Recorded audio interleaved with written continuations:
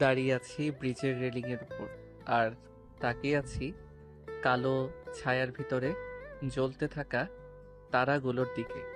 আর কথা বলছি আমার বোনের সাথে। আপুরে, আমিও আসছি তোর কাছে। এতদিন আমি সবার অনেক অত্যাচার সহ্য করেছি, কিন্তু আর নয়। আমি সবার অত্যাচার, উপহাস, বাজে কথা শুনতে শুনতে আজ আমি বড্ড ক্লান্ত। তাই তো সবকিছু থেকে নিজেকে মুক্তি দিয়ে আমি আসছি তোর কাছে।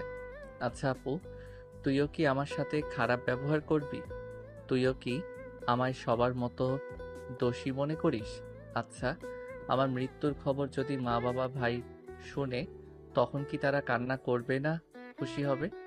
আমার মৃত্যুর কথা শুনে মা বাবা ভাইয়ার চোখের কোণ ভিজে উঠবে না, মুখে হাসি ফুটে উঠবে?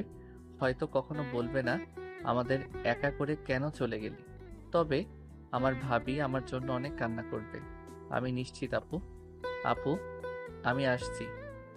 রাহুল কথাগুলো বলে ঝাঁপ দিল নদীতে আর ডুবে যেতে লাগলো নদীর অতল গভীরে। চলুন আপনাদের বলে আসি রাহুল কেন এমন একটা রাস্তা বেছে নিল 5 বছর আগে।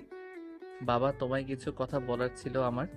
কিন্তু বাবা আমার কথার কোনো উত্তর না দিয়ে চলে গেল। আমি কোনো উপায় না পেয়ে মায়ের সামনে গিয়ে বললাম, মা, কিছু কথা বলার ছিল তোমায়। মা, আমার কিছু টাকার দরকার ছিল।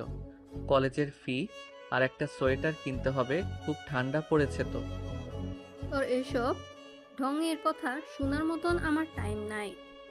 হাসছে কলেজের টাকা নেওয়ার জন্য, পড়ালেখার বেলায় অষ্টরম্ভা আর টাকা লাগে। মা, সামনে ফাইনাল পরীক্ষা, তাই দিতে হবে। আমার কাছে টাকা নেই, যা তো আমার সামনে থেকে।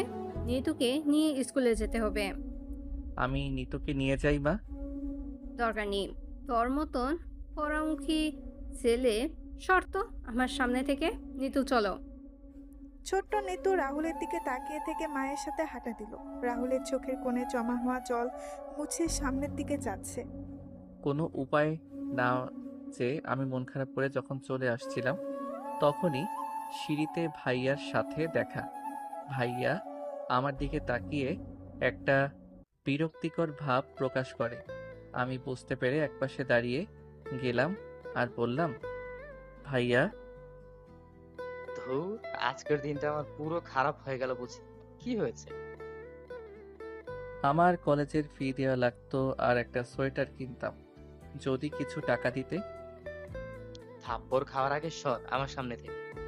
তোকে আমি টাকা দেই আর আমাদের ব্যবসায় লাল বাতি জ্বলুক? তোর জন্য আমাদের পরিবারের এত অশান্তি, সকাল সকাল মেজাজটাই খারাপ করে দিল। রাহুল মন খারাপ করে তার রুমের দিকে যাচ্ছিল। তখনই রাহুলের ভাবি রাহুলের হাত টেনে ধরে। রাহুল পেছনে তার ভাবিকে দাঁড়িয়ে থাকতে দেখে বলে, রাহুলের ভাবি রাহুলের গাল টেনে দিয়ে রাহুলের হাতে 3,000 টাকা দিয়ে বলেন, কিছু বলবে ভাবি? না, কিছু দিব তোকে? কি দেব, থাপ্পড়? হুম, থাপ্পড়ও দিব, সাথে কিছু টাকাও। আচ্ছা দাও, আমি আমার গাল এগিয়ে দিচ্ছি, নাও মারো। তোরে না বলছি আমি ওদের কাছে কিছু চাইবি না? তোর যা লাগবে আমাকে বলতে বলছি, তাহলে ওদের বলবি কেন? ভাবি, তুমি তো আমায় এতদূর নিয়ে এসেছো, নিজের মা বাবা থাকতে আমি তোমায় বলি কি করে বলো? তোমার ভবিষ্যৎ বলে তো কিছু আছে? তোমায় তা নিয়ে ভাবতে হবে না। তুমি পড়ালেখা করো, আর কোনো কিছু টেনশন করবি না।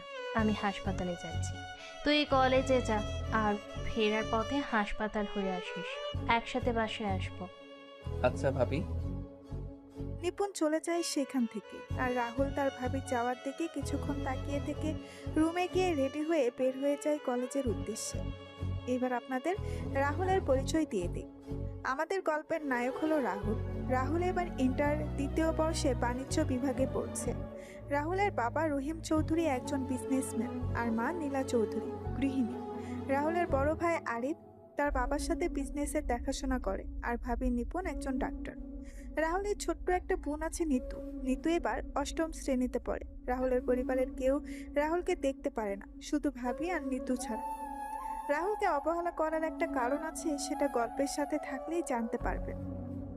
কলেজে প্রবেশ করতেই সবাই আমার দিকে তাকিয়ে আমায় বিভিন্ন কথা বলতো। সবাই আমায় আটকালো, সবাই আমায় আটকড়ো অপয়া বলে ডাকতো। সবার কথা সহ্য করতে করতে এগুলো এখন আমার গায়ে সয়ে গেছে। আমি যখন ক্লাসে প্রবেশ করি তখন ক্লাসের বাকি সবাই বলে ওঠে, এই দেখে অপয়া আট করে এসেছে, ওর দিকে তাকাস না, তাহলে নিজের ক্ষতি হবে। রাহুল কথাগুলো শুনে সবার দিকে একবার তাকিয়ে পেছনে তার জন্য নির্ধারিত একটা বেঞ্চে গিয়ে বসে পড়ে। এই বেঞ্চে রাহুল ছাড়া আর কেউ বসে না। কিছু সময় পর স্যার এসে ক্লাস নেওয়া শুরু করেন। রাহুল ক্লাসগুলো শেষ করে কলেজে প্রয়োজনীয় টাকা জমা দিয়ে নিপুণের হাসপাতালে চলে যায়। রাহুলকে দেখে নিপুণ বল, এসে গেছিস? হুম। আচ্ছা, 15 মিনিট বস এখানে, আমি একটা রাউন্ড যাচ্ছি। রাউন্ড শেষ করেই বের হব। আচ্ছা। রাহুল বসে রইল আর নিপুণ চলে গেল রাউন্ডে।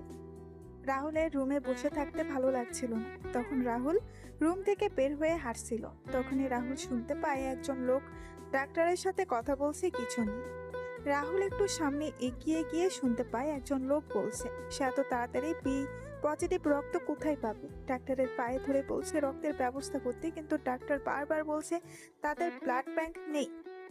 রাহুল পাশে দাঁড়িয়ে দেখতে পেল একটা ছোট্ট ছেলে দাঁড়িয়ে আছে। তখন রাহুল সামনে গিয়ে, আচ্ছা, আমি রক্ত দিতে রাজি আছি। আর ডাক্তার, আমার রক্তের গ্রুপ বি পজিটিভ। রাহুলের কথা শুনে ডাক্তার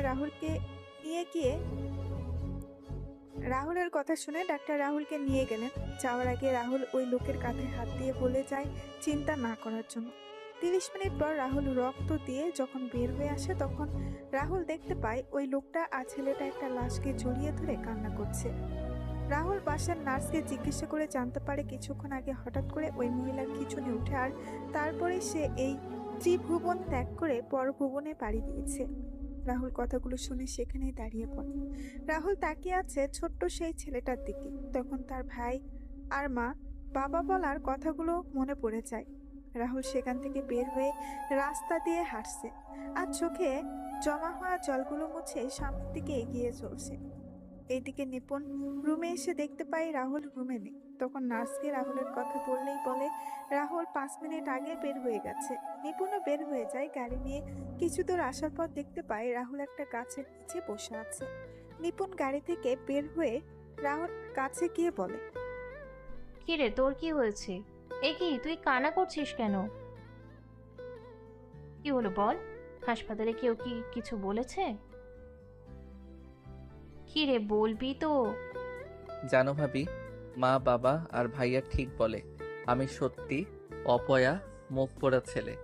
আমার স্পর্শ ভালো না। কেন, কি হয়েছে?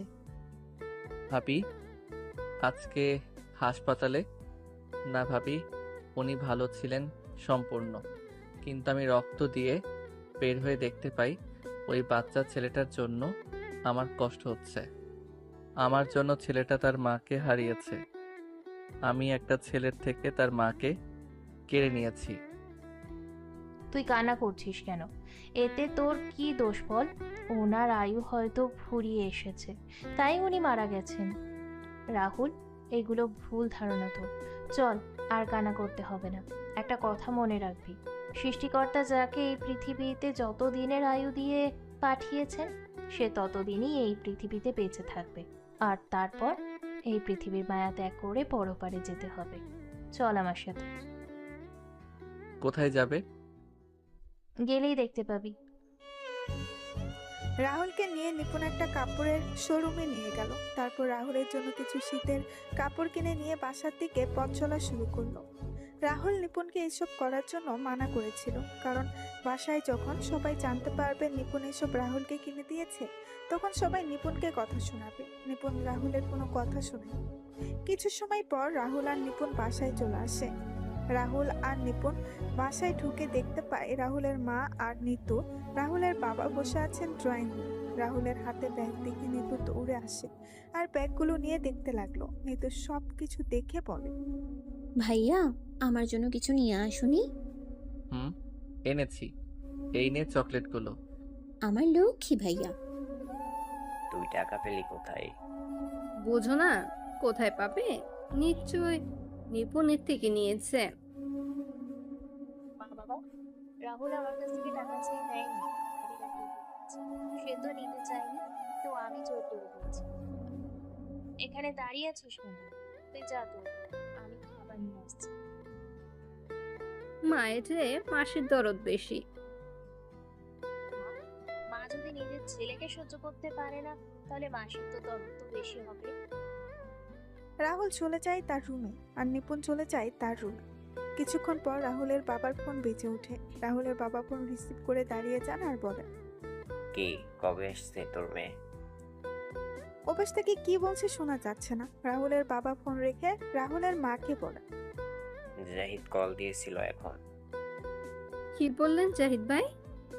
তার মেয়েকে নিয়ে আমাদের এখানে বেড়াতে আসছে কিছুদিনের জন্য। তাহলে তো ভালোই, আসুক না। কালকে এয়ারপোর্ট থেকে নিয়ে আসতে হবে। কালকে রাশিয়ান কোম্পানির লুকোইল এর সাথে আমাদের মিটিং এর প্রজেক্টটা যদি পেয়ে যায়, তাহলে আমরা দেশের 1 নম্বর কোম্পানিতে পরিণত হব। আমি আর আরিফের জন্য কালকে সকালে বের হয়ে যাব, আর ড্রাইভার ও আমাদের সাথে থাকবে। তাহলে দিয়াকে কে নিয়ে আসবে? বাসায় তো একজন আছে, সে না হয় নিয়ে আসবে। কিন্তু যদি কিছু হবে না। পরের দিন সকালে রাহুল তার রুমে পড়ছিল, তখনই নিপুণ রাহুলের রুমে খাবার নিয়ে আসে। রাহুল খাবার খাচ্ছিল, তখন রাহুলের বাবা আর ভাই রাহুলের রুমে আসে আর বলে যায় এয়ারপোর্ট থেকে দিয়াকে নিয়ে আসতে। রাহুল কোনো কথা না বলে হ্যাঁ বোধক মাথা নাড়ল। সবাই চলে গেল। রাহুল আবার পড়তে শুরু করে। তখন রাহুলের ফোন বেজে ওঠে। রাহুল ফোন রিসিভ করে হ্যালো বলতেই ওপাশ থেকে বলে, কি রে, কেমন আছিস? কে বলছেন? আরে আমায় ভুলে গেলি মনু? রবিন। কি খবর তোর? এই তো ভালো আছি, তুই কেমন আছিস?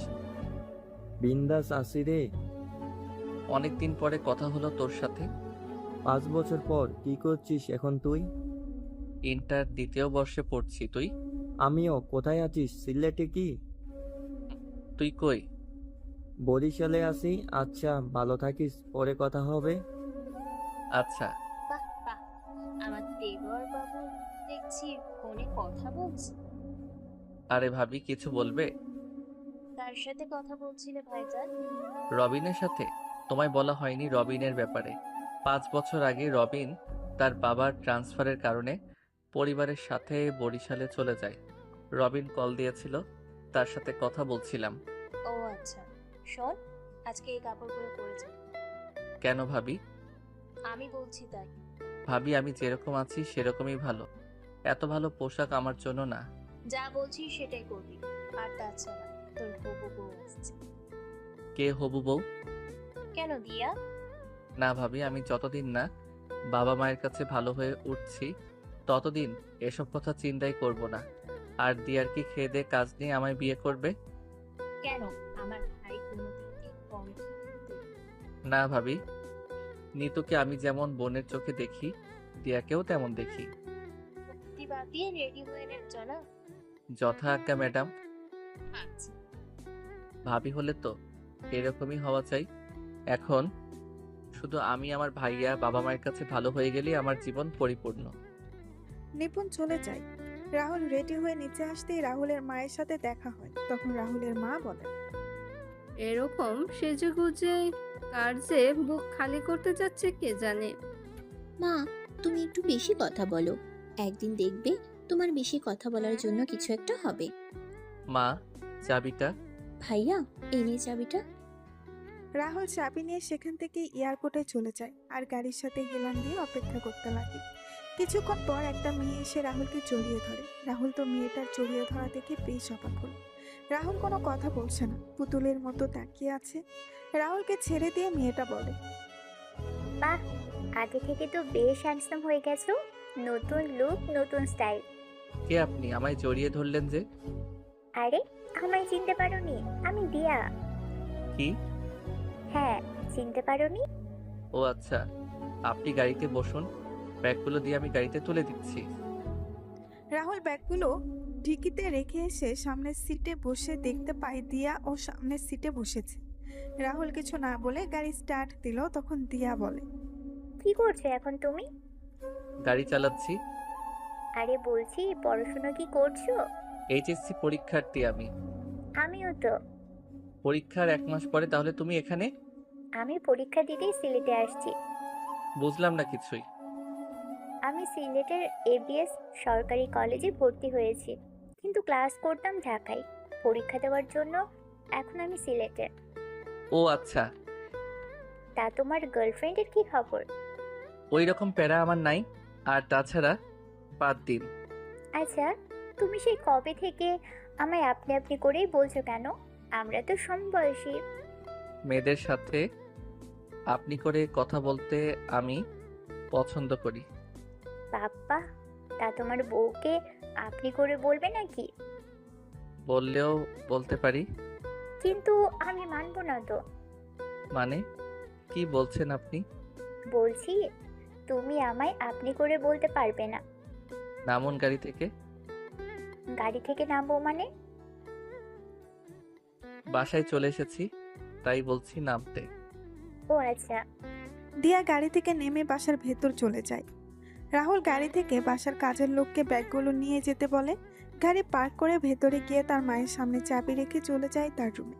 দুপুরবেলা সবাই যখন খাবার খাচ্ছিল, তখন রাহুল তার খাবার নিয়ে চলে যাচ্ছিল, তখন দিয়া বলে, রাহুল, কি ব্যাপার?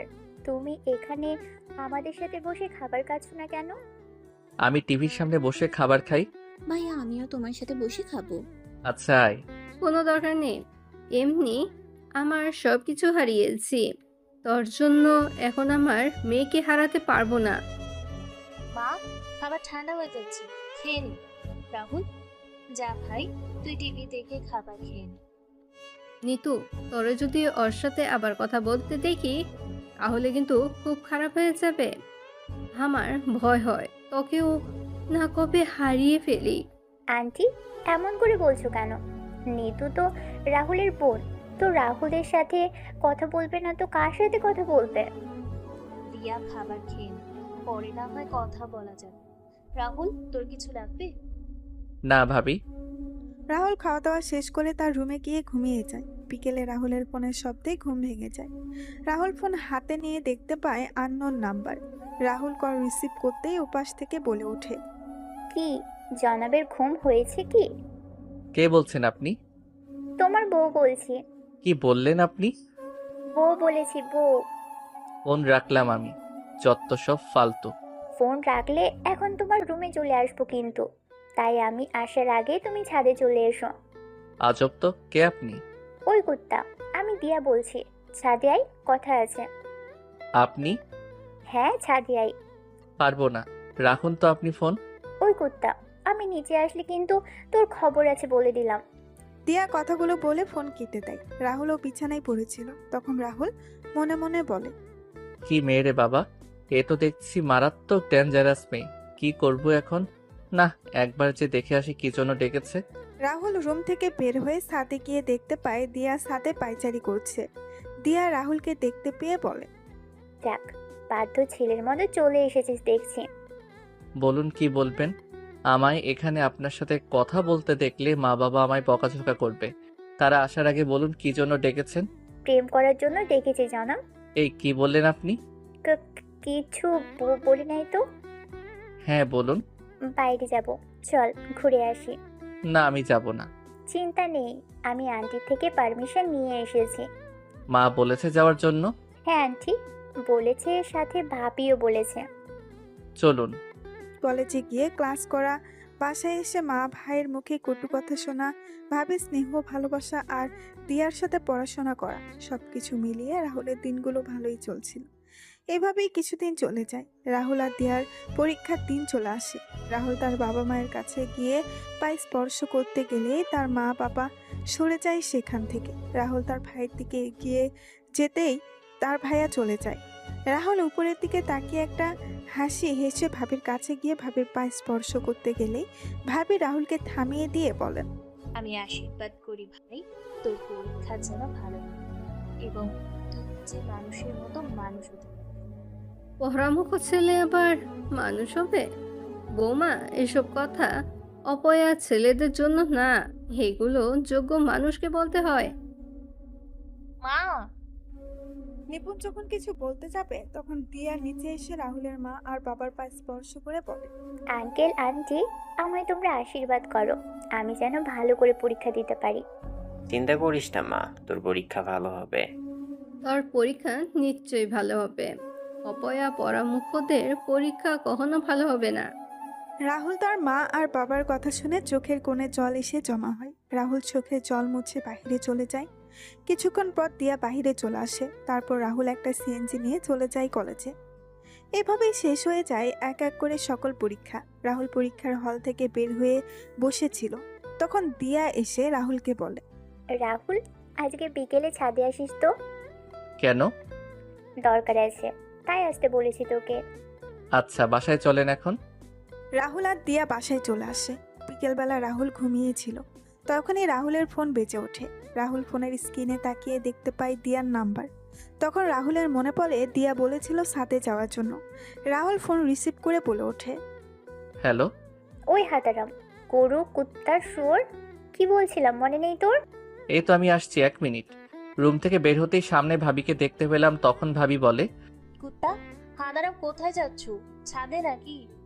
ওয়েট ওয়েট, তুমি জানলে কি করে? শুনছে থাকা, সবাই শুনেছে। বেশি বকবক না করে এখন উপরে যাও, তা না হলে আরো কি কি বলবে। যাচ্ছি। By the way, best of luck. কিন্তু কেন ভাবি? সেটা না হয় ছাদে গেলেই জানতে পারবি। রাহুল মাথা চুলকাতে চুলকাতে সাথে চলে যায়। রাহুল সাথে গিয়ে দেখতে পায় দিয়া রাগী চোখে সাথের দরজার দিকে তাকিয়ে আছে। রাহুল দিয়ার এমন রাগী চেহারার দিকে তাকিয়ে ভয়ে ভয়ে দিয়ার সামনে যায়। দিয়া রাহুলকে দেখতে পেয়ে বলে ওঠে, চোখ বন্ধ কর। কেন? চোখ বন্ধ করতে বলছি না? উফ, এত কথা বলিস কেন? আচ্ছা, করলাম। দিয়ার রাহুল কথা শুনে চোখ বন্ধ করে দাঁড়ায়। তখন দিয়া তার পেছন থেকে ফুল বের করে। রাহুলকে চোখ খুলতে বলে। দিয়া বলা শুরু করে, আমি তোমার সঙ্গে তোমার জগতে চিরকালের জন্য থেকে যেতে চাই। আমার দুনিয়ায় শুধুমাত্র তোমারই অস্তিত্ব রয়েছে। তোমার মুখে হাসি ফোটানোর জন্য সমস্ত কিছু করতে রাজি আছি আমি। এই খোলা আকাশ, এই দিনের আলোয় আলোকিত সকলের সামনে বলতে আমার লজ্জা করছে না যে আমি তোমার ভালোবাসার জন্য উন্মাদ। I love you Rahul. দিয়া চোখ বন্ধ করে এক নিঃশ্বাসে কথাগুলো বলে রাহুলের কোনো রেসপন্স না পেয়ে অল্প কিছু সময় ধীরে ধীরে চোখ খুলে সামনের দিকে তাকায়। তখন দিয়া দেখতে পায় রাহুল সেখান থেকে সরে গিয়ে ছাদের এক পাশে দাঁড়িয়ে আছে। দিয়া সেখান থেকে উঠে রাহুলের পাশে গিয়ে বলে, কি হলো, তুমি ওখান থেকে এখানে চলে এলে যে? কোনো উত্তর দিলে না যে? দেখুন, আপনি ভুল করছেন। আপনি মনে মনে যা চিন্তা করেছেন সেটা কোনোদিনও সম্ভব না। মানে রাহুল, কি বলছো তুমি? হ্যাঁ, আমি ঠিকই বলছি। আপনার মাথায় যা ঘুরছে সেটা মাথা থেকে ঝেড়ে ফেলে দিন, এতেই ভালো হবে। রাহুল, আমি তোমায় সত্যি ভালোবাসি, তুমি কেন বুঝতে পারছো না? আমি বুঝতেও চাই না কখনো। দেখুন, আমি আমার পরিবারের কাছে একজন খারাপ ছেলে, একজন খুনি, একজন অপয়া। আমি আমার মা বাবার কাছেই খারাপ হয়ে গেছি। এখন নিজেকে তাদের কাছে যোগ্য হওয়ার চেষ্টা করছি। আমি আমার মা বাবার কষ্ট পাবে এমন কোনো কাজ করব না। রাহুল, তুমি নিজেই তো বলেছো তোমার মা বাবা তোমায় দেখতে পারে না, তাহলে তুমি কেন তাদের নিয়ে ভাবছো? আমি ভাবছি কারণ তারা আমার মা বাবা। এমন মা বাবা থাকার চেয়ে না থাকাই ভালো। যে মা বাবা নিজের ছেলেকে দেখতে পারে না, নিজের ছেলের সাথে অমানুষের মতো আচরণ করে। ঠাস ঠাস, তোমার তো সাহস কম না। তুমি আমার মা বাবা নিয়ে কথা বলছো? তুমি জানো আমি এখানে দাঁড়িয়ে আছি কেন? আরে আমার মা আমাকে 10 মাস 10 দিন তার গর্ভে রেখে বড় করেছে। আরে আমি এই পৃথিবীতে এসেছি, আলো বাতাস পেয়েছি সেই মায়ের জন্য, যে মা আমায় 10 মাস 10 দিন গর্ভে ধারণ করেছিল। আর তুমি তার মৃত্যু কামনা করছো? আরে তুমি আমার বাবার মৃত্যু কামনা করছো? আমি এত বড় হয়েছি যেই বাবা আমায় হাত ধরে হাঁটতে শিখিয়েছিল, আর তুমি তাদের মৃত্যু কামনা করছো। এখন হয়তো তারা কোনো ভুলে জর্জরিত, তাই আমার সাথে খারাপ ব্যবহার করছে। যে সময় বাবা মায়ের ভুল ভেঙে যাবে তখন ঠিকই আমায় বুকে টেনে নিবে, এটা আমার বিশ্বাস। আমি জানি সৃষ্টিকর্তা কাউকে নিরাশ করেন, আমাকেও করবেন না। তুমি আমার বাবার বন্ধুর মেয়ে, তুমি আমাদের অতিথি। অতিথির মতো থাকো, কোনো কথা বলবে না।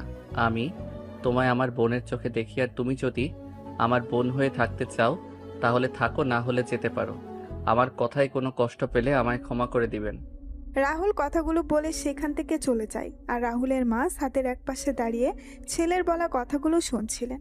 রাহুলের মা সব শুনে বুঝতে পারেন তারা রাহুলের সাথে এত বাজে ব্যবহার করার পরেও রাহুলের কোনো অভিযোগ নেই তাদের প্রতি। রাহুলের মা চোখে জল মুছে নিচে নেমে আসেন।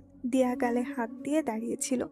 পরের দিন রাহুল তার রুমে বসেছিল, তখন নিপুণ আসে রাহুলের রুমে। নিপুণ বলে, রাহুল কি করছিস তুই? এই তো ভাবি বসে আছি, কিছু বলবে? হ্যাঁ, আমি অনেক দিনের জন্য বাসায় যাব, তুইও চল। না ভাবি, আমি বাসায় আছি, বাবার শরীর ভালো না, ভাইয়া তো অফিসে থাকে, মা পারবে না একা সবকিছু। কিন্তু ভাবি তুমি চিন্তা করো না তো, তুমি যাও বাড়ি থেকে ঘুরে আসো।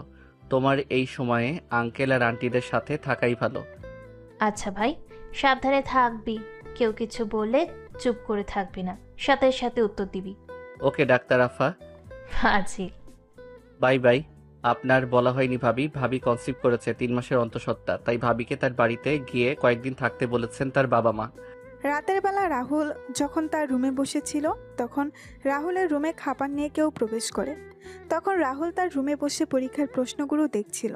রাহুল তার রুমে কারো উপস্থিতি বুঝতে পেরে পেছন ফিরে তাকান। রাহুল দেখতে পায় তার মা খাবার হাতে রুমে দাঁড়িয়ে আছেন।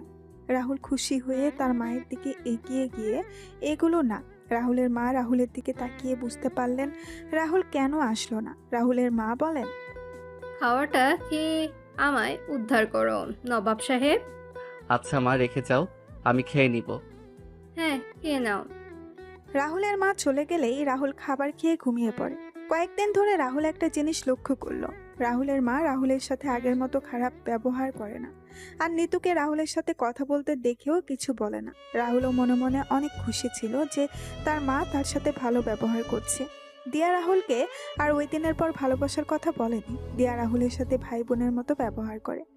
একদিন রাহুলের মা বাবা আর ভাই নিপুণকে নিয়ে আসার জন্য নিপুণের বাসায় চলে যায়। রাহুল, দিয়া আর নিতু কথা বলতে বলতে সিঁড়ি বেয়ে নিচে নামছিল। হঠাৎ করে নিতু পা পিছলিয়ে পড়ে যায়। সাথে সাথে নিতুর মাথা ফেটে রক্ত বের হয় আর অজ্ঞান হয়ে যায়। রাহুল আর দিয়া নিতুকে তুলে নিয়ে নিতুর রুমে নিয়ে যায়। রাহুল নিতুর মাথার রক্ত মুছে দিচ্ছে আর বলছে, বোন, এই বোন চোখ খুলো না, এই বোন কথা বল। দিয়া নিতুর জ্ঞান ফিরছে না কেন?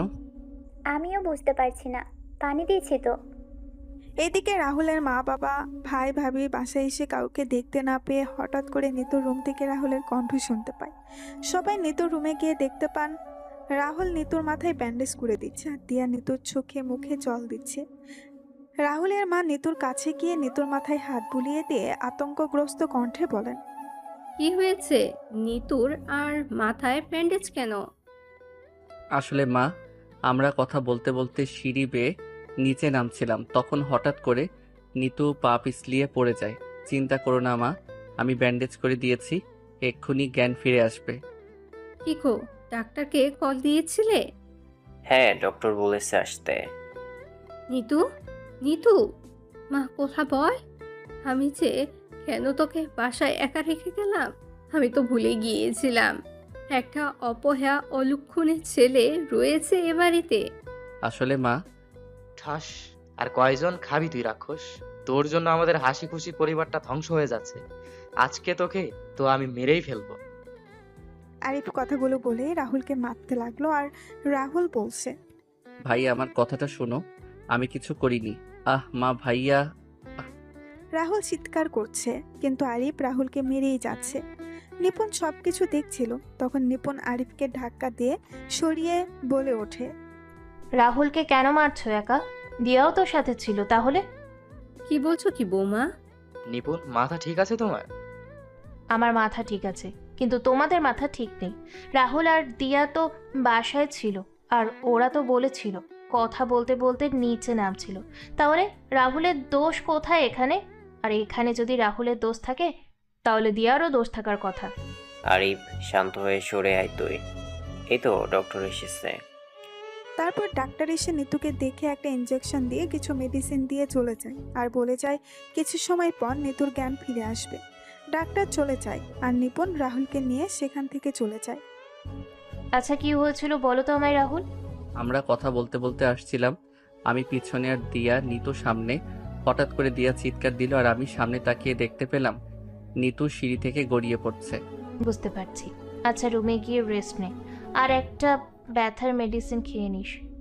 আচ্ছা ভাবি।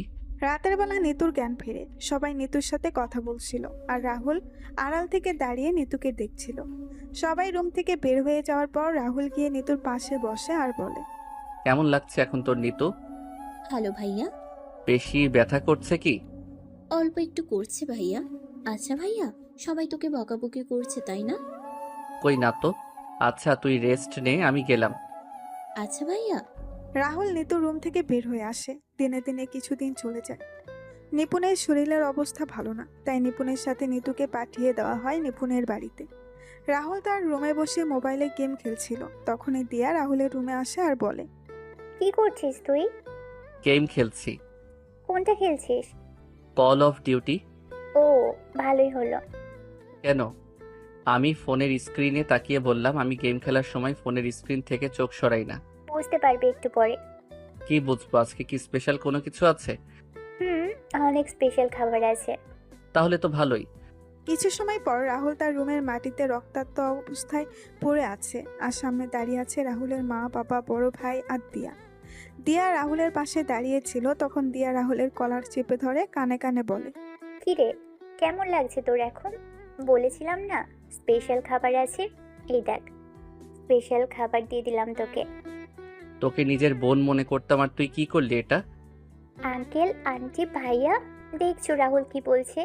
আমি এখন এমুক নিয়ে কোথায় যাব? রাহুলের মা গিয়ে দিয়াকে বুকের সাথে জড়িয়ে ধরে শান্ত করতে লাগলেন আর রাহুল বলে, মা, বাবা, ভাইয়া, বিশ্বাস করো আমি ওর সাথে এমন কিছু করিনি। আমি তো দিয়াকে নিজের বোন মনে করি। তাহলে আমি এমনটা করতে যাব কেন? ওর মতন কুলাঙ্গার ছেলে জন্ম দেওয়া আমার সবচেয়ে বড় ভুল হচ্ছিল, যার মাসুল আমি তোর জন্মের পর থেকে পেয়ে আসছি আর পেয়েও যাব। মা। টসটাস, আর কোনো কথা বলবি না তুই। এক্ষুনি আমার বাসা থেকে বের হয়ে যা। তোর মতো ছেলে আমাদের কোনো দরকার নাই। আজকে থেকে আমি তোকে তেজ্য পুত্র করলাম। আজকের পর থেকে আমার একমাত্র ছেলে আরিফ। আরিফ ছাড়া আমার কোনো ছেলে নেই। বাবা, আমার একটা কথা তোমরা শোনো, তারপর না হয় আমায় যা বলার বলো। শুনতে পাসনি বাবা কি বললো? এখনই বাসা থেকে বের হয়ে যা। মাটি থেকে কোনো রকমে উঠে আমি মায়ের পায়ের কাছে গিয়ে মায়ের পা জড়িয়ে ধরে বললাম, মা তুমি বিশ্বাস করো আমি এমন একটা কাজ করব।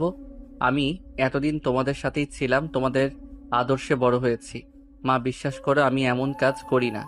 হারিফ, এই ধর্ষণকারীকে আমার পা থেকে নিয়ে যা। আমার ঘরে আমার ছোট আরেকটি মেয়ে আছে। বলা তো যায় না এমন ধর্ষণকারী কখনো কি করতে পারে। মা একদিন ঠিকই বুঝবে, কিন্তু সেদিন আফসোস করবে তোমরা। কিন্তু তোমরা এটা মনে রেখো, তোমাদের উপর আমার কোনো অভিযোগ নেই। দিয়া, সৃষ্টিকর্তার নামে কেউ একজন উপরে আছেন। সবাইকে মিথ্যা বললেও তাকে কেউ মিথ্যা বলতে পারে না। যে যার যার পাপের শাস্তি এই পৃথিবীতে পাবে, এটাই কিন্তু বিধির বিধান। আরিফ, নিয়ে যায় এই কুলাঙ্গারকে। রাহুলের মায়ের কথা শুনে রাহুলের বড় ভাই রাহুলকে টেনে হিঁচড়ে বাসা থেকে বের করে গেটের বাইরে বের করে দিল। রাহুল তার ভাইয়ের পা জড়িয়ে ধরেছিল, কিন্তু আরিফ রাহুলকে লাথি দিয়ে ফেলে বলে, এই বাড়ির ধারের কাছেও যেন তোকে না দেখি। রাহুল মাথা নিচু করে কান্না করছে। রাহুলের হাত পা ফেটে মাথা থেকে রক্ত পড়ছে। রাহুল কি করবে বুঝতে পারছে না। কোনো উপায় না পেয়ে রাহুল একটা ব্রিজের সামনে এসে দাঁড়ায় আর আকাশের অন্ধকারাচ্ছন্ন তারাদের দিকে তাকিয়ে আছে। আইরে জীবন, নিজের মা বাবাও আমায় বিশ্বাস করে না, নিজের বড় ভাইও আমায় দূরে ঠেলে দিল। আমাকে চলে যেতে হবে এই নিষ্ঠুরতম মানুষ ও পৃথিবী ছেড়ে, যেখানে এরকম কিছু থাকবে না। আমায় ছাড়া যদি সবাই ভালো থাকে তাহলে থাকুক না, আমি কেন তাদের অসুবিধার কারণ হব? 7 বছর পর এবার চলুন আমরা ঘুরে আসি রাহুলের বাড়ি থেকে। রাহুলের বাবা মা, নিতু, ভাই ভাবির সামনে কেউ একজন বসে আছে আর চারপাশে তাকাচ্ছেন। তখন লোকটা বলে, আচ্ছা, বাসার সবার সাথে কথা হইল, সবাই এখানেই আছো, কিন্তু রাহুল কই? রাহুলকে ডেকে আনো তোমরা। রাহুল সহ তোমাদের কিছু বলার আছে আমার, আর সবার জন্য সারপ্রাইজ আছে। মামা, ভাইয়া তো নেই, তাহলে ভাইয়া আসবে কি করে? নেই মানে? কোথায় গিয়েছে রাহুল? বাসায় না থাকলে কল দিয়ে বলো বাসায় আসতে। আমি এসেছি দেশে। কি করে কল দিব মামা? কল দিলে ফোনের রিং বেজে যাবে, কিন্তু কেউ তো রিসিভ করবে না। ফোন রিসিভ করে কথা বলার মানুষটাই যে ফোন রেখে দূরদেশে চলে গেছে। কি বলছো কি বৌমা? আপু, দুলাভাই, বৌমা কি বলছে এসব? সবাই নিশ্চুপ হয়ে আছে, কোনো কথা বলছে না। তখন কামাল খান বলেন, কি হলো, কিছু বলছো না যে? সবাই চুপ কেন? মামা, আসলে রাহুল আর আমাদের মাঝে বেঁচে নেই। রাহুল মারা গেছে, আজকে 7 বছর হলো। মারা গেছে মানে? আমায় তো কিছু বলনি তোমরা। রিপন, কি হয়েছিল রাহুলের? আসলে মামা, আমি তখন আমার বাবার বাসায় ছিলাম। তারপর ফোন পেয়ে এখানে আসি, আর এখানে এসে জানতে পারি হঠাৎ একদিন পুলিশ একটি অর্ধগলিত লাশ নিয়ে বাড়িতে আসে আর বলে লাশের সাথে মানি ব্যাগ থেকে একটা আইডি কার্ড পেয়েছে, যার নাম রাহুল। একদিন দিয়ে ভালোই হয়েছে, রাহুল মারা গেছে, না হলে আরও কষ্ট পেয়ে মরতে হতো। ছেলেটা তার জীবনে যে অবহেলা পেয়েছে, বেঁচে থাকলে হয়তো আরও অবহেলা কষ্ট পেতে হতো। কষ্ট পেয়ে মরতে হলো মানে? মামা, বড় অপুর মৃত্যুর জন্য সবাই রাহুলকে অপমান করত, মারধর করত। আমার শ্বশুর শাশুড়ি তো তার ছেলেকে অপয়া, মুখ পোড়া, আরও কত কিছু বলে অপমান করত। আর আমার স্বামী তো উঠতে বসতে রাহুলকে মারধর করত। আমি এদের না দেখলে বিশ্বাস করতে পারতাম না একজন বাবা মা ভাই কতটা অমানুষ হতে পারে। নিপার মৃত্যু হয়েছে মানে? আপু, দুলাভাই, তোমরা নিপার লাশ পেয়েছো কি কখনো? মেয়ের লাশ পাবো কি করে বল? মেয়ের লাশটা যে নদীর স্রোতের সাথে ভেসে গেছে। ওই দিন যদি ওই মুখ পোড়া ছেলেটার সাথে না যেত, তাহলে হয়তো আমার বড় মেয়েটাকে হারাতে হতো না। আচ্ছা, নিপা, নিপা, ভিতরে আয় তোরা। কামাল খানের মুখে নিপা নাম শুনেই সবাই বেশ অবাক হয়ে যায়। সবাই কামাল খানের দিকে এবং সদর দরজার দিকে তাকাচ্ছে। কিছু সময় পর সবাই দেখতে পায় নিপা চোখের জল মুছতে মুছতে তার মামি ও কয়েকজন ভেতরে প্রবেশ করে। নিপা চোখের জল মুছে তার মামার সামনে এসে দাঁড়ায়। তখন রাহুলের মা বলেন, ভাই, এ তো আমাদের নিপা। হ্যাঁ, আমাদের নিপা। মারে, তুই বেঁচে আছিস? কথাটা বলে রাহুলের মা বাবা যখন নিপার সামনে এসে নিপাকে জড়িয়ে ধরবে, তখন নিপা তাদের হাতের ইশারায় থামিয়ে দিয়ে বলে, কে আপনারা? আমি আপনাদের চিনি না। মামা, চলো এখান থেকে। তুই কি বলছিস এসব? আমরা তোর বাবা মা, আমাদের চিনতে পারছিস না তুই? কোনো খুনিদের সাথে আমার কোনো সম্পর্ক নেই। আমি এখানে এসেছিলাম আমার ভাইয়ের সাথে দেখা করার জন্য, কিন্তু আমার ভাই যখন এখানে নেই, তখন এখানে থেকে আমার কোনো লাভ নেই। আপু, কি বলছিস এসব? এটা তো তোর বাড়ি। এই বাড়ি ছেড়ে কোথায় যাবি তুই? তোদের মতো খুনিদের সাথে আমার কোনো সম্পর্ক নেই। এই বাড়ি আমার না। যে বাড়িতে তোদের মতো খুনিরা বাস করে, সেই বাড়ি কখনো আমার হতে পারে না। নিপা, শান্ত হ মা তুই। মামা, এরা 3 জনে মিলে আমার ভাইটাকে মেরে ফেলেছে। আমি কি করে শান্ত হব তুমি বলতে পারো মামা? যে ভাইয়ের কারণে আমি এখনো এই পৃথিবীতে বেঁচে আছি, আজ সেই ভাই এই পৃথিবীতে বেঁচে নেই। আমি সবাইকে বলেছিলাম রাহুলের কথাগুলো শোনার জন্য, কিন্তু রাহুলের কথাগুলো শোনেনি। উল্টো রাহুলকে অপমান করতো এরা। ছেলেটাকে বিনা দোষে ছোটবেলা থেকে অবহেলা অপমান করে এসেছে সবাই। একটা বাইরের মেয়ের কথা শুনে রাহুলকে আঘাত করে রক্তাক্ত অবস্থায় বাসা থেকে বের করে দিয়েছে এরা। তুমি কে? আপু, আমি আপনার ছোট ভাই আরিফের স্ত্রী। সত্যি একজন মা যে এত পাষাণ হতে পারে, সেটা আমি তোমায় না দেখলে বুঝতেই পারতাম না। যে ছেলেটাকে 10 মাস 10 দিন নিজের শরীরে বহন করলাম, সেই ছেলের সাথে অমানুষের মতো ব্যবহার করলে তুমি। ছি মা, ছি। রাহুলের মা বাবা মাথা নিচু করে বসে আছেন, কোনো কথা বলছেন না। নিপা আবার বলে ওঠে, মামা, তুমি এখানে থাকবে এখনো? আমি গেলাম, তুমি আসো। মা, তুই আমাদের ছেড়ে যাস না। তোকে এতদিন পরে ফিরে পেয়েছি, তোকে আর হারাতে দিব না। আমাকে এখানে রাখতে হলে আমার ভাইকে ফিরিয়ে আনতে হবে আপনার। পারবেন আনতে আপনি? জানি পারবেন না, তাই আমাকে আটকে রাখার কোনো বৃথা চেষ্টা করবেন না আপনি। আসি আমি। নিপা বের হয়ে চলে যায় বাসা থেকে। রাহুলের মা বসে পড়েন মাটিতে আর কান্না করতে থাকেন। কিছু সময় পর কামাল খান সবাইকে নিয়ে বাসায় ফিরে আসেন। রাতের বেলা নিপা বেলকনিতে রাহুলের ছোট্টবেলার ছবির দিকে তাকিয়ে আছে আর বলছে, আমাকে একা করে চলে গেলি ভাই। রাহুল, তুই না ছোটবেলায় আমায় বলতি। ও, তুই তোর হাতের মুঠোয় আমার একটা আঙুল ধরে আমায় পৃথিবী ঘুরিয়ে দেখাবি? ভাই, তুই আমায় একা রেখে চলে গেলি পৃথিবী ছেড়ে। আমি তোর জন্য কিছুই করতে পারিনি রে, বড় বোন হয়ে। কিন্তু তুই ছোট ভাই হয়ে আমার জন্য অনেক কিছু করেছিস।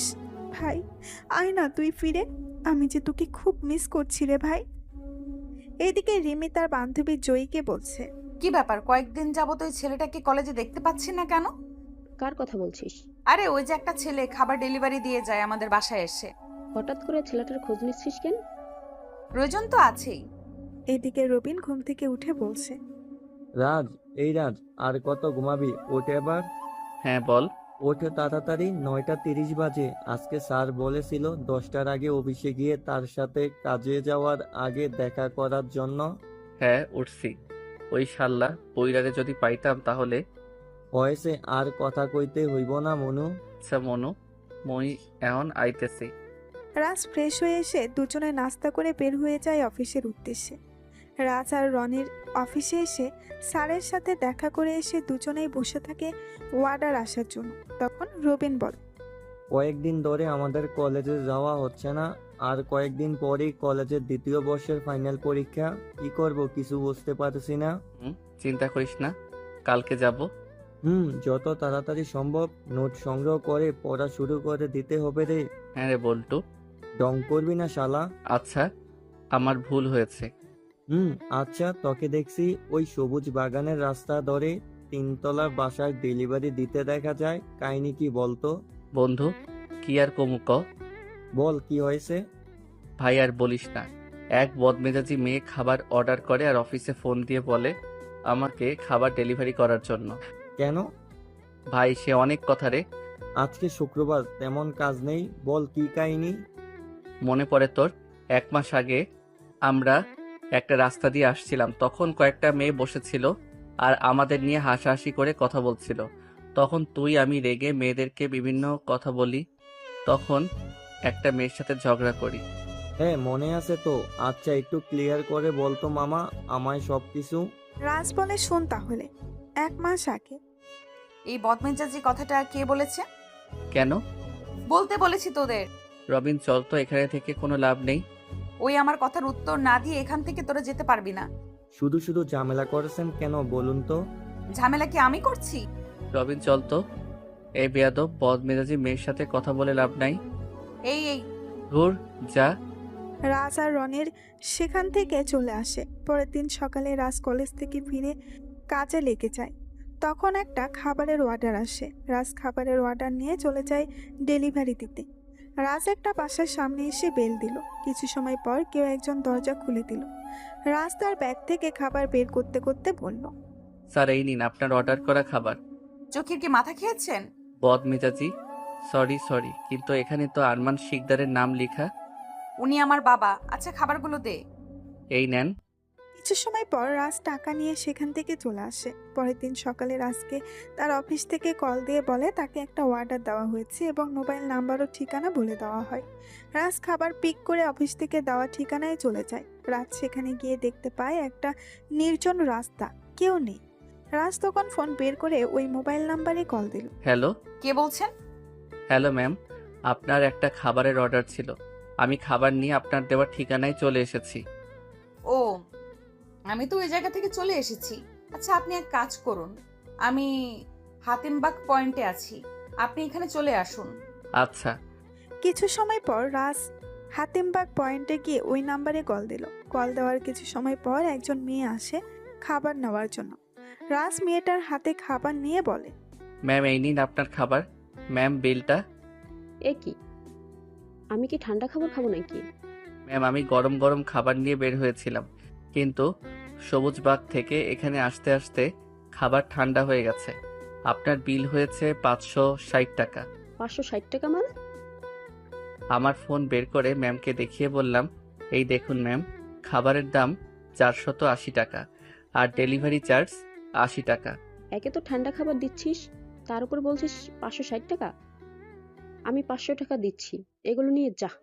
ম্যাম আমি তো আপনার থেকে বেশি টাকা নিচ্ছি না, আমার ফোনের অ্যাপে যা এসেছে আমি সেটাই নিচ্ছি আপনার থেকে। কোনো কথা বলবি না। তাহলে আমি তোর অফিসে এখনই কল দিব, আর তোর প্রোফাইল রেটিংও কমে দিব। এই নে 500 টাকা। জয়ী কথাটা বলে চলে যায়, কিন্তু রাত জয়ীকে অনেকবার ডেকেছিল, কিন্তু জয়ী দাঁড়ায়নি। জয়ী গাড়ি করে চলে যায়। রাজ কোনো উপায় না পেয়ে ওই জায়গা থেকে কাজ শেষ করে বাসায় চলে আসে। এভাবে 20 দিন রিমি আর জয়ী রাহুলকে খাবার নিয়ে ঘুরিয়েছিল। রাহুল একবার চিন্তা করছিল, কিন্তু বাস্তবতার কথা চিন্তা করে আর চাকরি ছাড়তে পারেনি। বর্তমান ওই থেকে চলেছে বন্ধু আমার ওই বাড়িতে যাওয়া আসা। বন্ধু, তোকে একটা কথা বলা হয়নি রে। কি কথা? ওই মেয়ে কিন্তু আমাদের সাথে পড়ে, আমার কলেজে এবং একই ডিপার্টমেন্টে। কি? রে, আমি সেদিন কিছু কাজে কলেজে গিয়েছিলাম, তখন দেখেছি। তাহলে আমি শেষ বন্ধু। মেয়ের বাবা হলো আমাদের এখানকার কাউন্সিলর। আর কোনো কি কিছু বাকি আছে? না, আজকের জন্য সংবাদ এতটুকুই। আচ্ছা, পরে কথা হবে। অর্ডার চলে এসেছে। বাই। রাজ চলে যায় রাজের কাজে, আর রবিন চলে যায় রবিনের কাজে। পরের দিন সকালে রাজ আর রবিন কলেজে চলে যায়। রাজ রবিন তার বন্ধুদের সাথে কথা বলছিল, তখন রিমি সামনে এসে বলে, ওই পান্ডা আমাদের জন্য খাবার নিয়ে আয়। কেউ কোনো কথা বলল না। তখন রিমি আবার বলে ওঠে, কিরে, কি বললাম শুনতে পাসনি? কাকে বলছেন আপনি? তোর পাশের পান্ডাকে। ওর নাম পান্ডা না, ওর নাম হলো রাজ।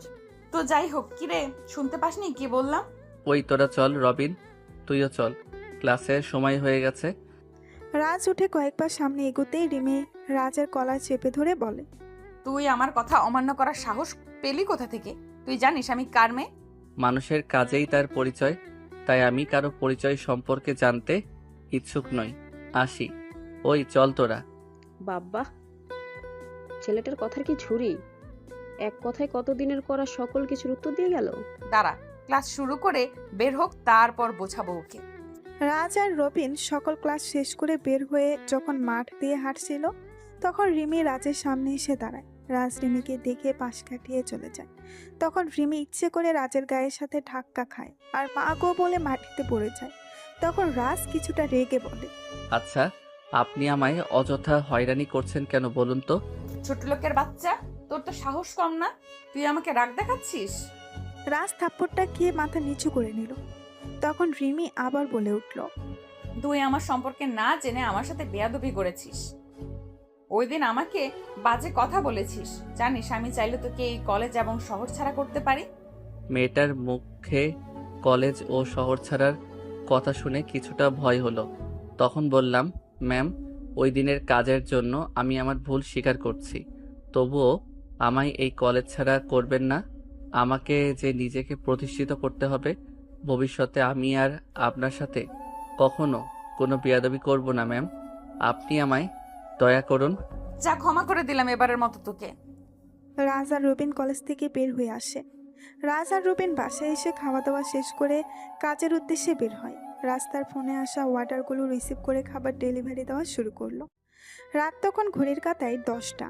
তখন রাজের ডিউটি শেষ। রাজ একটা দোকানে ঢুকে হাত ধুয়ে খাবার অর্ডার করে খাবারের অপেক্ষা করতে থাকে। কিছু সময় পর খাবার আসলে রাজ যখন খাওয়া শুরু করবে, তখনই রাজের ফোন বেজে ওঠে। রাজ খাবার মুখে না তুলেই ফোন হাতে নিয়ে দেখতে পায় তার অফিস থেকে কল। রাজ ফোন রিসিভ করে বলে, হ্যালো। ওপাশ থেকে কি বলেছে কিছু শোনা যাচ্ছে না। রাজ একবার খাবারের দিকে তাকিয়ে বলে, স্যার, আমি মাত্র খাবার খেতে বসেছি। আমি খাবারটা খেয়ে যাচ্ছি অর্ডার নিয়ে। রাজ ফোনটা রেখে খাবারের দিকে একবার তাকাচ্ছে আর একবার ফোনের দিকে। রাজ খাবার রেখেই হাত ধুয়ে বিল দিয়ে বের হয়ে যায়। রাজ বের হওয়ার আগেই দোকানিকে বলে, মামা, এই খাবারটা কোনো অসহায়কে দিয়ে দিবেন। রাজ বের হয়ে রেস্টুরেন্ট থেকে খাবার নিয়ে চলে যায় ডেলিভারি করার জন্য। রাজ ডেলিভারি সম্পন্ন করে বাসায় ফিরতে ফিরতে রাত প্রায় 12টা বেজে যায়। রাজ বাসায় প্রবেশ করতেই রবিন বলে, কিরে, এত দেরি হলো যে? আরে বলিস না, হঠাৎ করে অফিস থেকে কল দিয়ে বলে খাবার নিয়ে যাওয়ার জন্য। খাওয়া দাওয়া করিস? হ্যাঁ করেছি, তুই করেছিস? রবিন কোনো কথা না বলে চলে যায় সেখান থেকে। রাজ বাথরুমে গিয়ে ফ্রেশ হয়ে বের হতেই দেখতে পায় রবিন খাবার হাতে দাঁড়িয়ে আছে। তখন রাজ বলে, খাবার খাসনি তুই এখনো? কথা না বলে খেয়ে নে, আমি তোকে ভালো করে চিনি, সো আমার সাথে মিথ্যা বলে লাভ নেই। আচ্ছা বাদ দে, আমি খাইয়ে দিচ্ছি। কথাটা বলে রাজকে বিছানায় বসিয়ে খাবার খাইয়ে দিতে লাগলো। রাজ খাবার খাচ্ছে আর কান্না করছে। তখন রবিন বলে, কান্না করছিস কেন? তুই না থাকলে আমার কি হতো বল? সত্যি আমি তোকে বন্ধু হিসেবে পেয়েছি। পাম দিস না তুই আমায়, শালা তোকে খাইয়ে দিচ্ছি। এখন আর কিছুদিন পরে তুই যখন বিয়ে করবি তখন তোর স্ত্রীর হাতে রান্না খাওয়াতে হবে কিন্তু। চিন্তা করিস না, তোর বউ তো আমার বউ আর আমার বউ তোর ভাবি। শালা আগের মতো শিয়ানা রয়ে গেলি তুই। দুই বন্ধু আর কিছু সময় কথা বলে ঘুমিয়ে পড়ে। পরের দিন সকালে রবিন কিছু কাজে তার পরিবারের সাথে দেখা করার জন্য তার বাড়িতে চলে যায়। আর রাজ দাঁড়িয়ে আছে গাড়ির জন্য। রাজ একবার রাস্তার দিকে আর একবার আকাশের দিকে তাকিয়ে বলছে, ধুর, ছাতাটা নিয়ে আসলাম। এই বৃষ্টি মৌসুমে কখন যে বৃষ্টি কোন দিক হতে এসে আক্রমণ করবে বলা যায় না।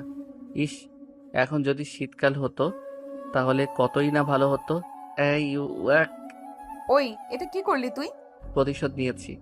কিসের? দেখতে পাচ্ছেন না কিসের প্রতিশোধ নিয়েছি? বুঝতে পারছেন না কিছু? বলছি শুনুন তাহলে। রাজ যখন রাস্তার পাশে দাঁড়িয়েছিল গাড়ির জন্য, তখন রিমি ওই রাস্তা দিয়ে যাচ্ছিল। রিমি রাজকে দাঁড়িয়ে থাকতে দেখে ইচ্ছে করে রাস্তার পাশে জমে থাকা পানিতে চাকা নামিয়ে রাজের শরীরে কাদা ছিটিয়ে দিল। রাজও পাশে পড়ে থাকা ইটের টুকরো তুলে রিমির গাড়িতে ছুঁড়ে মারে আর গাড়ির পেছনের গ্লাস ভেঙে যায়। রাজ বলছে, বেশি কথা বললে কিন্তু এই কাদামাখা শরীরে জড়িয়ে ধরবো। এই ইয়াক, দূরে যা।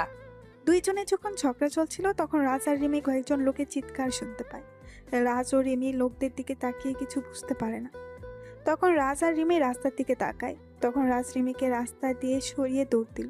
রিমি নিজেকে সামলে নিয়ে রাজের দিকে ফিরে কিছু বলতে যাবে, তখন রিমি দেখতে পায় রাজ রাস্তার মাঝ দিয়ে দৌড়াচ্ছে আর উল্টো দিক থেকে গাড়ি আসছে।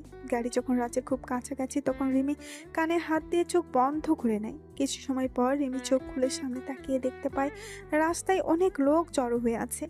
রিমিও সেখানে গিয়ে দেখতে পায়। সেখানে গিয়ে ভিড় ঠেলে ভেতরে যেতেই দেখতে পেলাম রাজ একটা বাচ্চা ছেলের সাথে কথা বলছে। কিছুক্ষণ সময় পর বাচ্চার মা এসে রাজকে ধন্যবাদ দিয়ে বাচ্চাটাকে নিয়ে যায়। রাজ আমাকে দেখতে পেয়ে আমার সামনে এসে বলে, সরি, আপনাকে তখন আমার কাদা মাখতো হাত দিয়ে ধাক্কা দেওয়ার জন্য। আসলে বাচ্চাটা তখন রাস্তা চলে এসেছিল, যার জন্য আচ্ছা ঠিক আছে, আমি তেমন কিছু মনে করিনি। রিমি দেখতে পায় রাজের হাত এবং মাথা ফেটে গেছে। তখন রিমি বলে, তোমার তো রক্ত পড়ছে, তুমি হাসপাতালে চলো। আরে তেমন কিছু হয়নি, এইগুলো তো সামান্য। আগে কত, বাদ দিন, আসি আমি, আর আপনিও ফ্রেশ হয়ে নেবেন। আরে আজব মানুষ তো, বলছি না রক্ত পড়ছে, তাহলে এত কথা কেন বলছো? চলো তো আমার সাথে, চলো। আরে কোনো কথা নয়। কিন্তু আমার শরীরে তো ময়লা, আপনার গাড়ি তাহলে ময়লা হয়ে যাবে তো। আমার কাছে একজন মানুষের জীবনের মূল্য অনেক বেশি, গাড়ির মূল্য না। ওঠো গাড়িতে। রাজ আর কোনো কথা বলল না। রিমি রাজকে গাড়িতে বসিয়ে চালানো শুরু করলো। হাসপাতালে এসে রাজের হাত এবং মাথায় ব্যান্ডেজ করিয়ে রাজকে নিয়ে বের হয়। তখন রাজ বলে, আপনার তো আমার জন্য অনেক টাকা খরচ হয়ে গেল। আমি আপনাকে মানা করলাম, আপনি শুধু শুধু এত কি। তো কি হয়েছে? আমি আপনার গাড়ির গ্লাস ভেঙে ফেললাম, তারপর আপনি আমায় চিকিৎসা করালেন। ভুল তো তোমার একার ছিল না, ভুল আমারও ছিল। চলো তোমায় বাসায় নামিয়ে দেই। না, লাগবে না, আমি যেতে পারবো একা একা। আচ্ছা, তোমার ঘাড়ের সব কয়টা রক কি বাঁকা? সবসময় তো নানা করো কেন? রক বাঁকা হতে যাবে কেন? আপনি যে আমার মতো একজন গরিবের জন্য এত কিছু করলেন, এটাই তো অনেক আমার কাছে। এত নানা করো কেন বলতে পারো? আমাকে কাজে যেতে হবে, তাই মানা করেছি আপনাকে। আমাকে সামনের মোড়ে নামিয়ে দিন আপনি। এই অবস্থায় কাজে যাবে তুমি? কাজ করলে টাকা পাই, আর সেই টাকা দিয়ে নিজের পেট চালাই। কাজে না গেলে কে আমাকে এমনি এমনি টাকা দিবে শুনি? তুমি বাসায় যাও, আজকে কাজ করতে হবে না। কাজ না করলে বেতন পাবো কোথা থেকে? ওয়েট, দাঁড়াও। হ্যালো বাবা। রিমি তার বাবার সাথে কথা বলে ফোন রাখার কিছুক্ষণ পর রাহুলের ফোন বেজে ওঠে। রাহুলের ফোন রিসিভ করে বলে, হ্যালো, জি স্যার। আচ্ছা স্যার। কি কাজে যাওয়া লাগবে তোমার এখন? না, কল দিয়ে আজকে যেতে মানা করলো। রাহুল রিমির সাথে রিমির গাড়ি করে বাসায় ফিরে আসে। রাতের বেলা রাজ রবিনকে কল দিল। কিরে, কি করছিস? বসে আছি, তুই? আমি ওরে।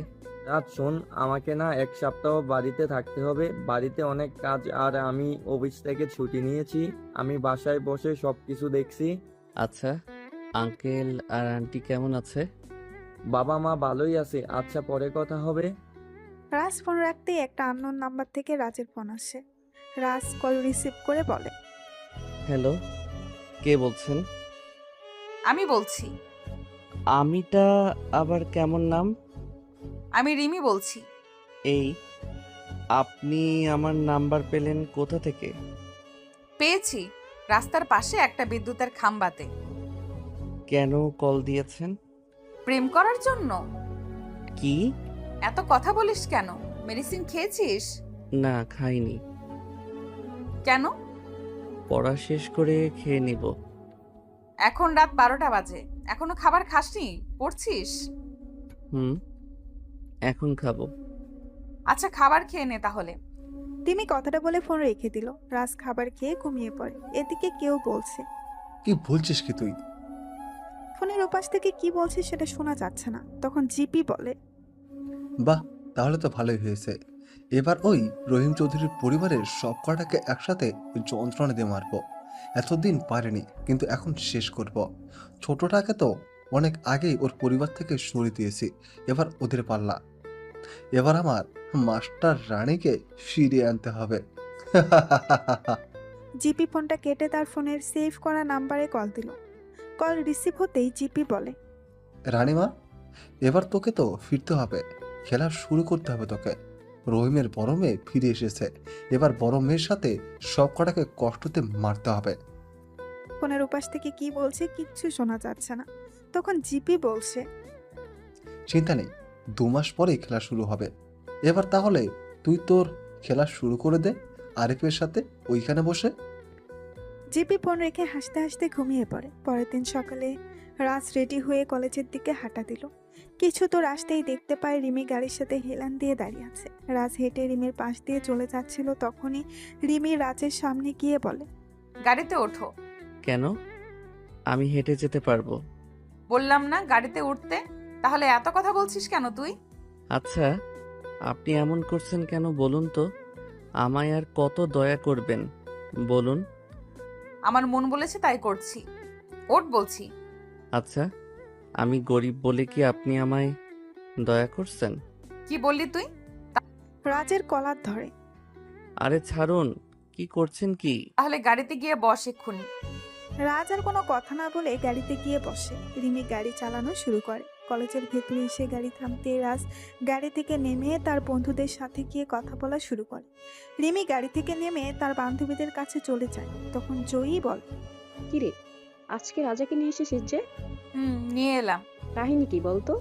কাহিনী কিছুই না, রাস্তায় পেলাম তাই সাথে করে নিয়ে এলাম এমনিতেই।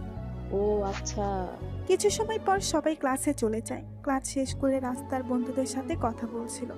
তখনই রাজ একটা মেয়ের চিৎকার শুনতে পায়। রাজ সহ সবাই তাকিয়ে দেখতে পায় কয়েকজন ছেলে মিলে একটা মেয়েকে জোর করে টেনে নিয়ে যাচ্ছে। রাজ এটা দেখে কিছু সময় চুপ থেকে দাঁড়িয়ে ওই দিকে হাঁটা দিল। রাজের বন্ধুরা রাজকে নিষেধ করেছিল, কিন্তু রাজ শোনেনি। রাজের পেছন পেছন রিমি, জয়ী ও তার বন্ধুরা আসে।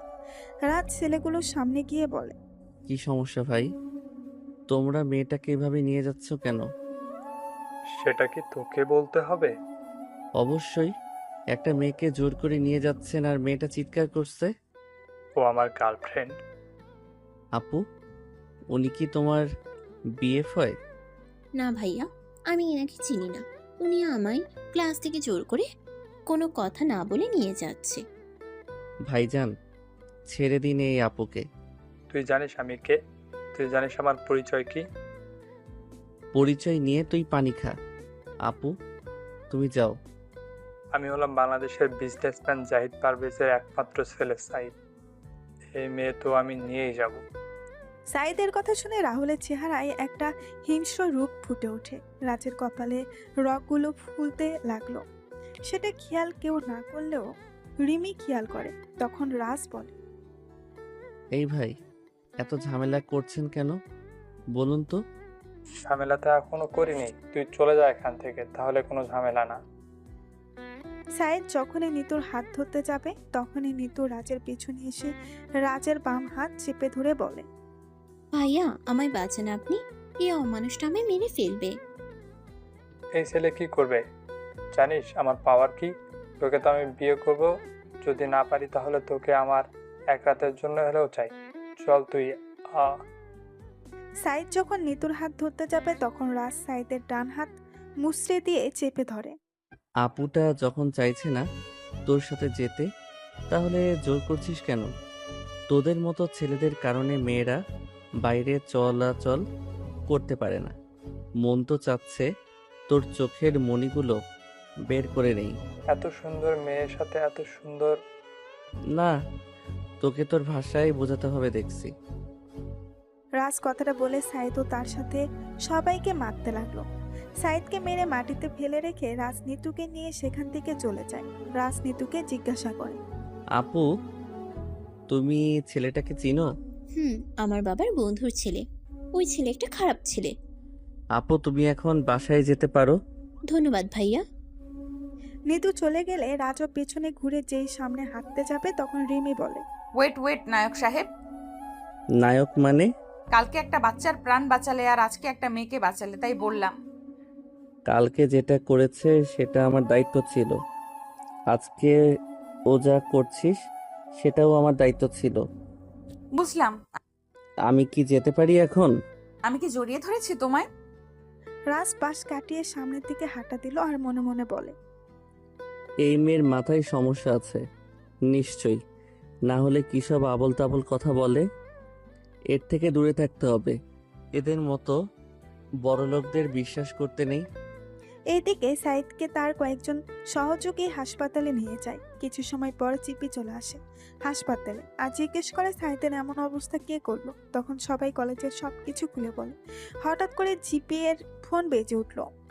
জেপি কল রিসিভ করে বলে, হ্যাঁ রানীমা, বল। সাইদকে কল দিচ্ছি কিন্তু কল রিসিভ করছে না কেন? আর কাজের আপডেট কি? রানীমা, তোকে যে এখনই দেশে আসতে হবে রে। সাইদ আজকে গিয়েছিল নিতুর কলেজে, কিন্তু একটা ছেলে সাইদকে খুব বাজেভাবে মেরেছে আর ডাক্তার বলেছে সাইদ কোমায় চলে গেছে। কি? কার এত সাহস যে আমার ভাইয়ের গায়ে হাত দেয়? ছেলেটার সম্পর্কে কেউ কিছু জানে না। আর শোন, আর 1 মাস পর মাইনিং ও পাথরের সবচেয়ে বড় টেন্ডার পাস হবে। আমাদের যা করার তা এখন থেকে শুরু করতে হবে। এখন থেকে চৌধুরী কোম্পানির ধ্বংস শুরু করতে হবে এবং ওদের থেকে সবচেয়ে বড় অ্যামাউন্ট আমাদের কাউন্ট করতে হবে। আমি আসছি বাবা, কালকে সকালেই আসছি। 20 বছর ধরে এই টেন্ডারটার জন্য এত কিছু করা, এটা আমাদের পেতেই হবে। শোন মা। হ্যাঁ বাবা, বলো।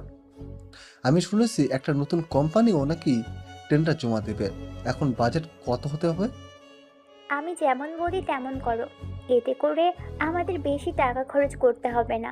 তার জন্য তুমি একজন ইনভেস্টর প্রয়োজন, যা তোমাকে এই 1 মাসের ভিতরে খুঁজে বের করতে হবে। আর একটা কথা বাবা, পারবে তো তুমি? হ্যাঁ, হয়ে যাবে।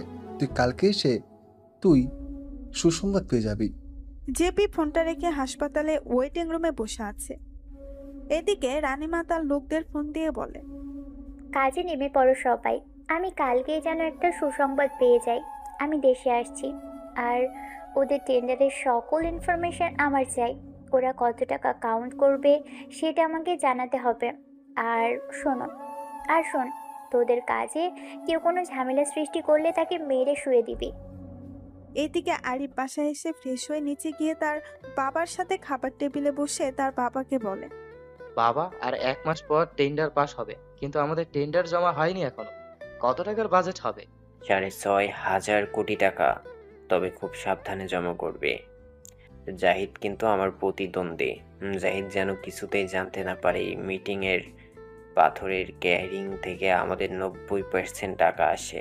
ব্যবসায়ী জগতে আমাদের শত্রুর কোনো অভাব নেই। আচ্ছা বাবা। বাবা, আর 1 মাস পর রাহুলের জন্মদিন, তাই ভাবছিলাম।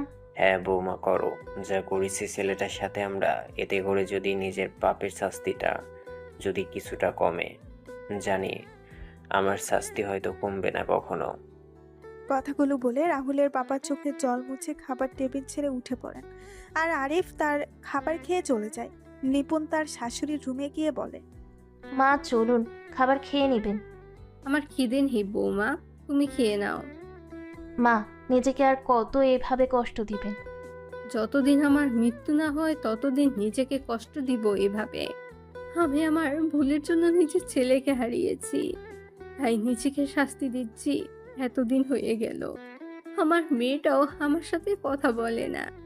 আমি দেখা করতে গেলে আমার সাথে দেখা করে না। সবই আমার পাপের শাস্তি। মা চলুন, খেয়ে নেবেন অল্প করে। না বৌমা, আমার খিদে নেই।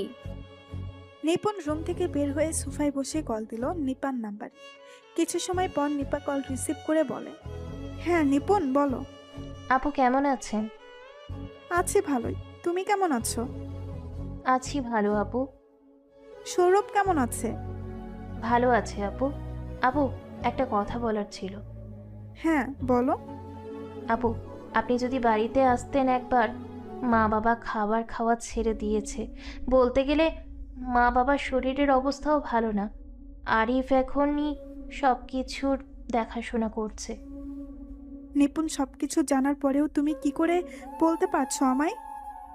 আপু কি করব বলুন, মা বাবার কষ্ট সহ্য হচ্ছে না।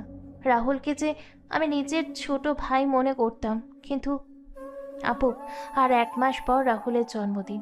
আপনি আসবেন তো? দেখি, ভালো থেকো। নিপুণ কল রেখে অল্প কিছু খাবার খেয়ে ঘুমিয়ে পড়ে। পরের দিন সকালে রাজ ঘুম থেকে উঠে নাস্তা করে পড়তে বসে। পড়া শেষ করে রেডি হয়ে কলেজের উদ্দেশ্যে বের হয় বাসা থেকে। রাজ বাসা থেকে কিছু দূর আসার পর হুট করে একটা গাড়ি এসে রাজকে ধাক্কা দিল, আর রাজ গাছের গুড়ির সাথে বাড়ি খেয়ে ছিটকে গিয়ে রাস্তার পাশে পড়ে। গাড়ি থেকে কয়েকজন লোক নেমে এসে রাজের পাশে দাঁড়ায়। লোকগুলো রাজের রক্তাক্ত ছবি তুলে নিয়ে কিছুক্ষণ পর লোকগুলো চলে যায়। রাজকে রিমি কল দিয়ে যাচ্ছেন, কিন্তু ফোন রিসিভ হচ্ছে না। একদিন পর রাজের জ্ঞান ফিরছে। রাজ পাশে তাকিয়ে দেখতে পায় রাজের পাশে রবিন আর রিমি বসে আছে। তখন রাজ বলে, কিরে রবিন, তুই এখানে কেন? তোর জ্ঞান ফিরেছে, দাঁড়া আমি ডাক্তার নিয়ে আসছি। এখন কেমন লাগছে তোমার? ভালো। যাক বাবা। এই যে ম্যাম, আপনি এখানে কি করে? চোখ মুখ ফ্যাকাশে হয়ে আছে কেন? কি হলো, কথা বলছেন না কেন? আমি এখানে থাকলে কি সমস্যা হবে? এত তেরা তেরা কথা বলেন কেন? আসুন ডাক্তার আসুন। ডাক্তার এসে রাহুলকে দেখে পরীক্ষা করে চলে যায়। তখন রবিন বলে, এখন বলতো কি করে হলো এমনটা?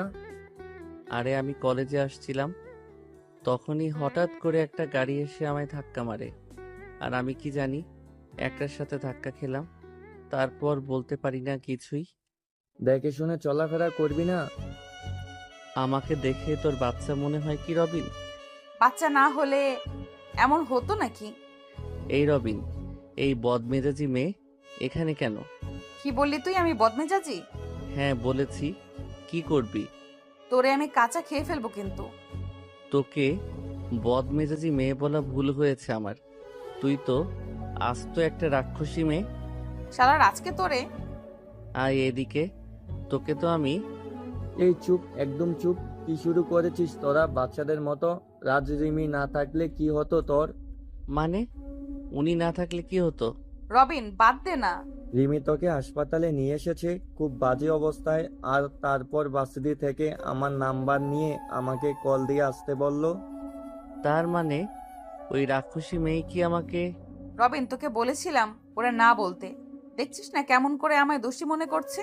এই জন্যই কথায় বলে মানুষের ভালো করতে নেই। রাক্ষসী মেয়ে মানুষের ভালো করেছে, এটা লোকে শুনলে হাসবে। রবিন আমি গেলাম। রিমি কথাগুলো বলে কেবিন থেকে বের হয়ে যায়। তখন রবিন রাজের পাশে বসে বলে, মেয়েটা তোর জন্য এত কিছু করলো আর তুই মেয়েটাকে কথা শুনিয়ে দিলি?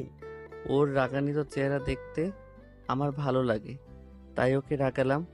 চিন্তা করিস না, কালকে সকালে চলে আসবে। জানিস তোর এমন রক্তাক্ত অবস্থা দেখে রিমি কান্না করেছিল। তুই জানলি কেমনে? রিমি আমায় কল করে কান্না করে বলছিল তোর অ্যাক্সিডেন্টের কথা। আমিও তোর এমন খবর শুনে কাজ ফেলে এখানে চলে আসি। তাহলে কি বেশি বেশি করে ফেললাম? করেছিস। আচ্ছা বলতো কে এমন কাজটা করলো? জানি না, তবে তবে কি? আমার চোখ বন্ধ হওয়ার আগে আমি কয়েকজন লোককে দেখি, তবে তাদের চেহারা ক্লিয়ার না রে, ঝাপসা দেখেছিলাম। রাস্তা হলে কি হতেও পারে। ওই দিকের কি খবর বলতো? খবর ভালো না রে, কেউ ভালো নেই, তবে একটা খুশির খবর আছে তোর জন্য। কি? মামা বাসায় এসেছিলেন এবং তার সাথে তার বড় ভাগ্নি এসেছিল। কি তুই সত্যি বলছিস তো? হ্যাঁ রে। রাজ আর রবিন যখন কথা বলছিল তখন রবিনের ফোন বেজে ওঠে। রবিন ফোন নিয়ে বাহিরে চলে যায়। রবিন কল রিসিভ করে বলে, হ্যাঁ বল। ওপাশ থেকে কি বলছে কিচ্ছু শোনা যাচ্ছে না। রবিন হঠাৎ করে চিৎকার দিয়ে বলে, কি বলছো কি? আমি তো কালকে আসার সময় ও সবাইকে বাসায় দেখলাম, তাহলে বাসার বাইরে মানে? এক রাতের ভিতরে কি এমন হলো সবাই যে বাসা থেকে বের হয়ে গেলেন? রবিন ফোনের উপাস থেকে সব শুনে ফোন কেটে দিয়ে রুমের ভেতরে প্রবেশ করে আর পায়চারি করতে লাগলো। রাজ রবিনকে রাগান্বিত দেখে বলে, কি হয়েছে? তুই এমন রেগে আছিস কেন? কিছু না। রবিন, কি হয়েছে আমায় বল। তোর রেগে যাওয়া মানে কিছু একটা হয়েছে। বাড়ি থেকে কল এসেছিল। আঙ্কেল আন্টি ঠিক আছে তো? মা বাবা ঠিক আছে, কিন্তু আমি তো কালকে সবকিছু ঠিক দেখে এলাম। তাড়াতাড়ি করে গাড়ি নিয়ে আসতে বল, আমি এখনই বের হব। আর আমার লোকদের সামনে আসতে বল। রাজ, তুই অসুস্থ এই অবস্থায়? রবিন, আমি ঠিক আছি, আমি তোকে যা বললাম সেটা কর। রাজের কথা শুনে রবিন তার ফোন বের করে কল দিল একটা নাম্বার। ওপাশ থেকে কল রিসিভ করে সালাম দেওয়ার পর রবিন সালামের উত্তর দিয়ে বলে, গাড়ি নিয়ে এই হাসপাতালে চলে আসো এবং হেলিকপ্টার রেডি রাখতে বলো। আর হ্যাঁ, সবাইকে বলবি সিলেটে আসতে। কিছু সময় পর রাজ আর রবিন বসে আছে হেলিকপ্টারে। রাজ চোখ বন্ধ করে বসে আছে আর রবিন কাউকে কল দিয়ে কথা বলছে। তখন রাজ রবিনকে বলে, রবিন, তোকে তোর 6 বছর আগের পুরাতন কাজ শুরু করতে হবে এবং তোর লোকদের কাজে লেগে পড়তে বল। আরে না, আমি এখন আর এইসব কাজ করা ছেড়ে দিয়েছি। এখন সব করলে নিজের এতদিনের ইমেজ খারাপ হয়ে যাবে। রবিন, তুই জানিস আমি কোনো কারণ ছাড়া তোকে কোনো কাজ করতে বলি না। আমার কথা বিশ্বাস না হলে তুই তোর পুরাতন অ্যাকাউন্টে লগ ইন কর, তাহলে বুঝতে পারবি। আসলে রবিন 6 বছর আগে একটা দলের হয়ে হ্যাকিংয়ের কাজ করত, কিন্তু কয়েক বছর আগে এসব ছেড়ে দিয়েছে। রবিন রাজের কথা মতো তার পুরাতন অ্যাকাউন্টে লগ ইন করে। রবিন তার অ্যাকাউন্টে লগ ইন করার পর রাজের দিকে তাকিয়ে আছে অবাক চোখে। তখন রাজ বলে, কিরে, সত্যি বললাম তো? আমি এতদিন সন্দেহ করছিলাম, কিন্তু 2 দিন আগে সেটা ক্লিয়ার হয়ে গেলাম। তুই জানলে কি করে ভাই? এবার বল, তুই কি করবি? আমি কি তোকে বলে দিব সব কিছু?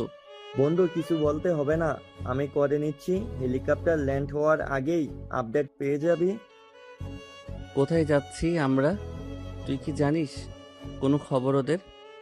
জেনেছি। রাজ রবিন কিছু সময় পর হেলিকপ্টার থেকে নেমে একটা গাড়িতে ওঠে। রাজ আর রবিন একটা গাড়িতে এবং রাজদের পেছনে 7 থেকে 8টি গাড়ি আসছে। কিছু সময় পর রাজ আর রবিন একটা বাড়ির সামনে এসে গাড়ি থামে। রাজ গাড়ি থেকে নেমে তার লোকদের কিছু ছবি ও কয়েকটা ঠিকানা দিয়ে তাদের কাজে লেগে পড়তে বলল। রাজ তার লোকদের বিদায় দিয়ে বাড়ির সদর দরজার সামনে এসে বেল দিল। কিছু সময় পর কেউ এসে দরজা খুলে দিল। তখন রবিন বলে, ভাবি কেমন আছেন আপনি? ভালো আছি, কিন্তু তোমায় চিনলাম না তো। ভাবি, আমি রবিন। রবিন, তুমি রাহুলের ছোটবেলার বন্ধু তাই তো? হ্যাঁ ভাবি। ভাবি, সবাইকে একটু নিচে আসতে বলবেন। কেন? কিছু কথা বলার ছিল। নিপুণ সবাইকে নিয়ে নিচে আসলে রবিনকে দেখে রাহুলের মা বাবা আরিফ নিপা সবাই বেশ অবাক হয়। তখন রবিন বলে ওঠে, নিপাপু, কেমন আছো তুমি? ভালো আছি। আর তুই সেই ফাজিল রবিন না? হ্যাঁ আপু, রাহুলের সাথে খেলতে এসে কতবার তোমার কানমলা খেয়েছি। তবে এখন সবকিছু অতীত হয়ে গেছে রে ভাই। এসব হলো কি করে আপু? এটা তো আমার মা বাবা আর ভাই বলতে পারবে। আমি তো কিছুই জানি না। আমিও জানি না। যাক, তোকে অনেক দিন পর দেখলাম। তোরা দুইটাই আমাদের বাড়িতে কত মারামারি করতি, বাড়িটা পুরো গরম থাকতো। এখন সবকিছু অতীত। আপু, যদি বলি কিছু অতীত হয়নি। আমার ভাইটা বেঁচে নেই, এখনো তো সবকিছু অতীত। তোমাদের জন্য একটা গুড নিউজ আছে সবার জন্য। কি গুড নিউজ? রাহুল, এই রাহুল, ভিতরে আয়। রবিনের কথা শুনে সবাই বসা থেকে দাঁড়িয়ে যায়। হঠাৎ করে সবাই সদর দরজার দিকে তাকায়। তখনই সবাই দেখতে পায় একটি ছেলে টি শার্ট গায়ে, মাথায় ব্যান্ডেজ, ভেতরে প্রবেশ করে। তখন রবিন বলে, রবিন, কিছু বুঝলাম না, কেউ? আর তুই রাহুল বললি মানে? আপু, এই হচ্ছে তোমাদের 7 বছর আগে হারিয়ে যাওয়া রাহুল। রবিনের কথা শুনে নিপা আপু এসে রাহুলের সামনে দাঁড়ায়। তারপর রাহুলের বাম হাতে কিছু একটা খোঁজ করতে থাকে। তখনই নিপা রাহুলকে জড়িয়ে ধরে কান্না করতে থাকে। রাহুলও নিপাকে জড়িয়ে ধরে কান্না করছে। রাহুল নিপাকে ছেড়ে দিয়ে নিপার চোখের জল মুছে দিয়ে তার ভাবির সামনে গিয়ে বলে, ভাবি কেমন আছো? আমি কারোর ভাবি না। কে আপনি? ভাবি, তুমি আমায় চিনতে পারছো না? আমি না তোমার ছোট ভাই। তুই যদি আমার ছোট ভাই হতি তাহলে কখনো আমায় ছেড়ে যাওয়ার কথা ভাবতি না। হয়েছে ডাক্তার, আফাদের এই ঘুষা করা মানায় না। আচ্ছা, আমার ভুল হয়েছে। আমি কি এখন তোমার পায়ে ধরবো? ধর। শখ কত, পারবো না। দাও, আমার মাকে আমার কাছে দাও। ভাবির মেয়ের নাম জলি। রাহুল যখন নিপুণের পা জড়িয়ে ধরতে যাবে তখন নিপুণ রাহুলকে জড়িয়ে ধরে। রাহুলও তার ভাবিকে জড়িয়ে ধরে। রাহুল তার বাবা মায়ের সামনে গিয়ে বলে, মা বাবা কেমন আছো তোমরা? রাহুলের কথা শুনে মা বাবা কান্না করতে লাগলেন। রাহুল তার বাবা মাকে জড়িয়ে ধরে বলে, তোমরা কান্না করো না। তোমাদের চোখের জল যে আমার সহ্য হয় না। জানো না, মা বাবার চোখের জল এলে ছেলে মেয়েদের ক্ষতি হয়। তোমরা চাও আমাদের ক্ষতি হোক? বাবা, তুই আমায় ক্ষমা করে দে। আমি যে অন্ধ হয়ে গিয়েছিলাম, যার জন্য ওর সাথে অমানুষের মতন আচরণ করেছি। মা, বললাম না আমার কিছু মনে নেই। আর তোমার এই কি হাল হয়েছে? খাওয়া দাওয়া করো না তুমি? বাবা, তোমারও দেখছি একই অবস্থা হয়েছে। তোর সাথে খারাপ ব্যবহার করেছি, তোকে আমি বাসা থেকে বের করে দিয়েছি। তার জন্য আমরা এখন ঘর ছাড়া হয়েছি, নিজের পাপের শাস্তি পাচ্ছি এখন আমরা। বাবা, তোমার ছোট ছেলে এসে গেছে। তোমার বাড়ি, তোমার সবকিছু ফিরিয়ে দিব। চলো খাবার খাবো, খুব খিদে লেগেছে আমার। রাহুল, রিমি কল দিচ্ছে। কে রিমি? কেউ না। কি রে রবিন, সত্যি কথা বলবি না কানমলা খাবি? আরে, খাবার দিবে না, জেরা করবে। তারপর সবাই খাবার খেতে বসে। খাবার খাওয়ার ফাঁকে নিপুণ বলে, রাহুল, তোর ভাইয়ার সাথে কথা বলবি না? হ্যাঁ, কথা তো বলতে হবে ওর সাথে। ও যে টাকার নেশে আসক্ত হয়ে গেছে, ওর টাকার নেশা থেকে ওকে ফিরিয়ে আনতে হবে। মানে কি বলছো কি রাহুল? টাকার নেশা মানে? ভাবি ও জাহিদ পারভেজের ছেলে সাইদের কাছ থেকে 5,000 কোটি টাকা ঋণ নিয়েছিল। টাকাগুলো ঋণ নিয়ে আবার ওদের কোম্পানিতে ইনভেস্ট করে, আর টাকাগুলো জাহিদ পারভেজ ও তার ছেলে মিলে আত্মসাৎ করে নেয়। ঋণের টাকা পরিশোধ করতে না পারায় ওদের চাপে পড়ে বাবার থেকে লুকিয়ে বাড়ির দলিলে সাইন করিয়ে নিয়েছে। আর এখন তোমরা ঘর ছাড়া। কি বলছিস তুই রাহুল? বিশ্বাস না হলে ওকে জিজ্ঞেস করো তোমরা। কি রে আরিফ, রাহুল কি ঠিক বলেছে? আসলে মা, আমি তোর হাতেই তো আমার টাকা পয়সা সবকিছু, তাহলে কেন তুই জাহিদের কাছ থেকে টাকা নিয়েছিস? তোর এখন এত কিসের টাকা প্রয়োজন? টাকার নেশা এতটাই হয়েছে যে যার জন্য আমরা নিজের বাড়ি ছাড়তে হয়েছে। আচ্ছা, আমায় একটা কথা বলতো তুই, তাহলে কি টেন্ডারটাও কি তুই? ছি আরিফ, ছি। আর কত নিচে নামবে তুমি?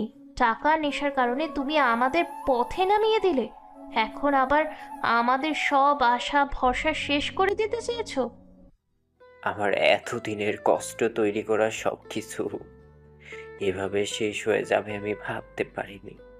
যাকে বেশি বিশ্বাস করলাম সে আমাকে রাস্তায় নামিয়ে দিল। আইরে কপাল আমার! সবাই আমার পাপের শাস্তি, সবই আমার পাপের শাস্তি। তোমার বড় ছেলে তো ভালো, নাও আরো বিশ্বাস করো। বাবা, আমি ভুল করে ফেলেছি, আমায় ক্ষমা করে দাও। আমি ওদের সাথে অংশীদারত্বের ভিত্তিতে একটা বিজনেস শুরু করতে চেয়েছিলাম। আমি চেয়েছিলাম নিজের একটা বিজনেস শুরু করব, নিজে নিজে প্রতিষ্ঠিত হব, কিন্তু ওরা আমাকে এমন ভাবে ফাঁসিয়েছে যা আমি কখনো ভাবতে পারিনি। তুই এই প্রতিদান দিলি আরিফ, আমাদের বিশ্বাসে মান সম্মান কিছুই রাখলি না। আমাদের মাথা গোজার ঠাইটাও তুই তুই রাখলি না? মাগো, আমি যে অনেক বড় ভুল করে ফেলেছি। আমায় ক্ষমা করো তোমরা। বাবা মা, আমি যতদিন না পর্যন্ত ওই বাড়ি ওদের থেকে ফিরিয়ে নিয়ে না আসছি, ততদিন মা বাবা তোমরা সবাই এখন থেকে আমার বাড়িতে থাকবে। তোর বাড়ি মানে? কোথায় তোর বাড়ি? এই শহরেই আমার বাড়ি আছে, কালকে তোমাদের নিয়ে যাব। আচ্ছা, আমরা তো তোর লাশ পেয়েছিলাম, তাহলে ওই লাশটা কার ছিল? মানে আমার লাশ পাবে কোথা থেকে তোমরা? আমি তো আমাদের সামনে দাঁড়িয়ে আছি। ওটা আমি বলছি আন্টি, আমি সেদিন এসেছিলাম রাহুলের সাথে দেখা করার জন্য, কিন্তু এখানে আস্তে আস্তে রাত 12টা বেশি হয়ে যায়। আমি বাড়ির ভিতরে প্রবেশ করে দেখতে পেলাম বাড়ির পিছনের রাস্তা দিয়ে কেউ বের হয়ে যাচ্ছে। আমি মনে করেছিলাম কোনো চোর হবে, তাই কিছুটা দূরত্ব রেখে পিছন পিছন যাচ্ছিলাম। হঠাৎ দেখতে পেলাম ব্রিজের লাইটের আলোয় এটা রাতুল। যতক্ষণে আমি রাহুলের কাছে যাই ততক্ষণে রাহুল নদীতে ঝাঁপ দিল, আমিও ঝাঁপ দিলাম। কিছু সময় খোঁজাখুঁজির পর রাহুলকে পাই অজ্ঞান অবস্থায়। তারপর একটা গাড়ি করে রাহুলকে নিয়ে সিলেটের একটা হাসপাতালে আর তারপর বরিশাল হাসপাতালে নিয়ে যাই। রাহুলের মুখের কিছুটা অংশ কেটে যায় এবং রাহুলের মুখের কিছুটা পরিবর্তন হয়।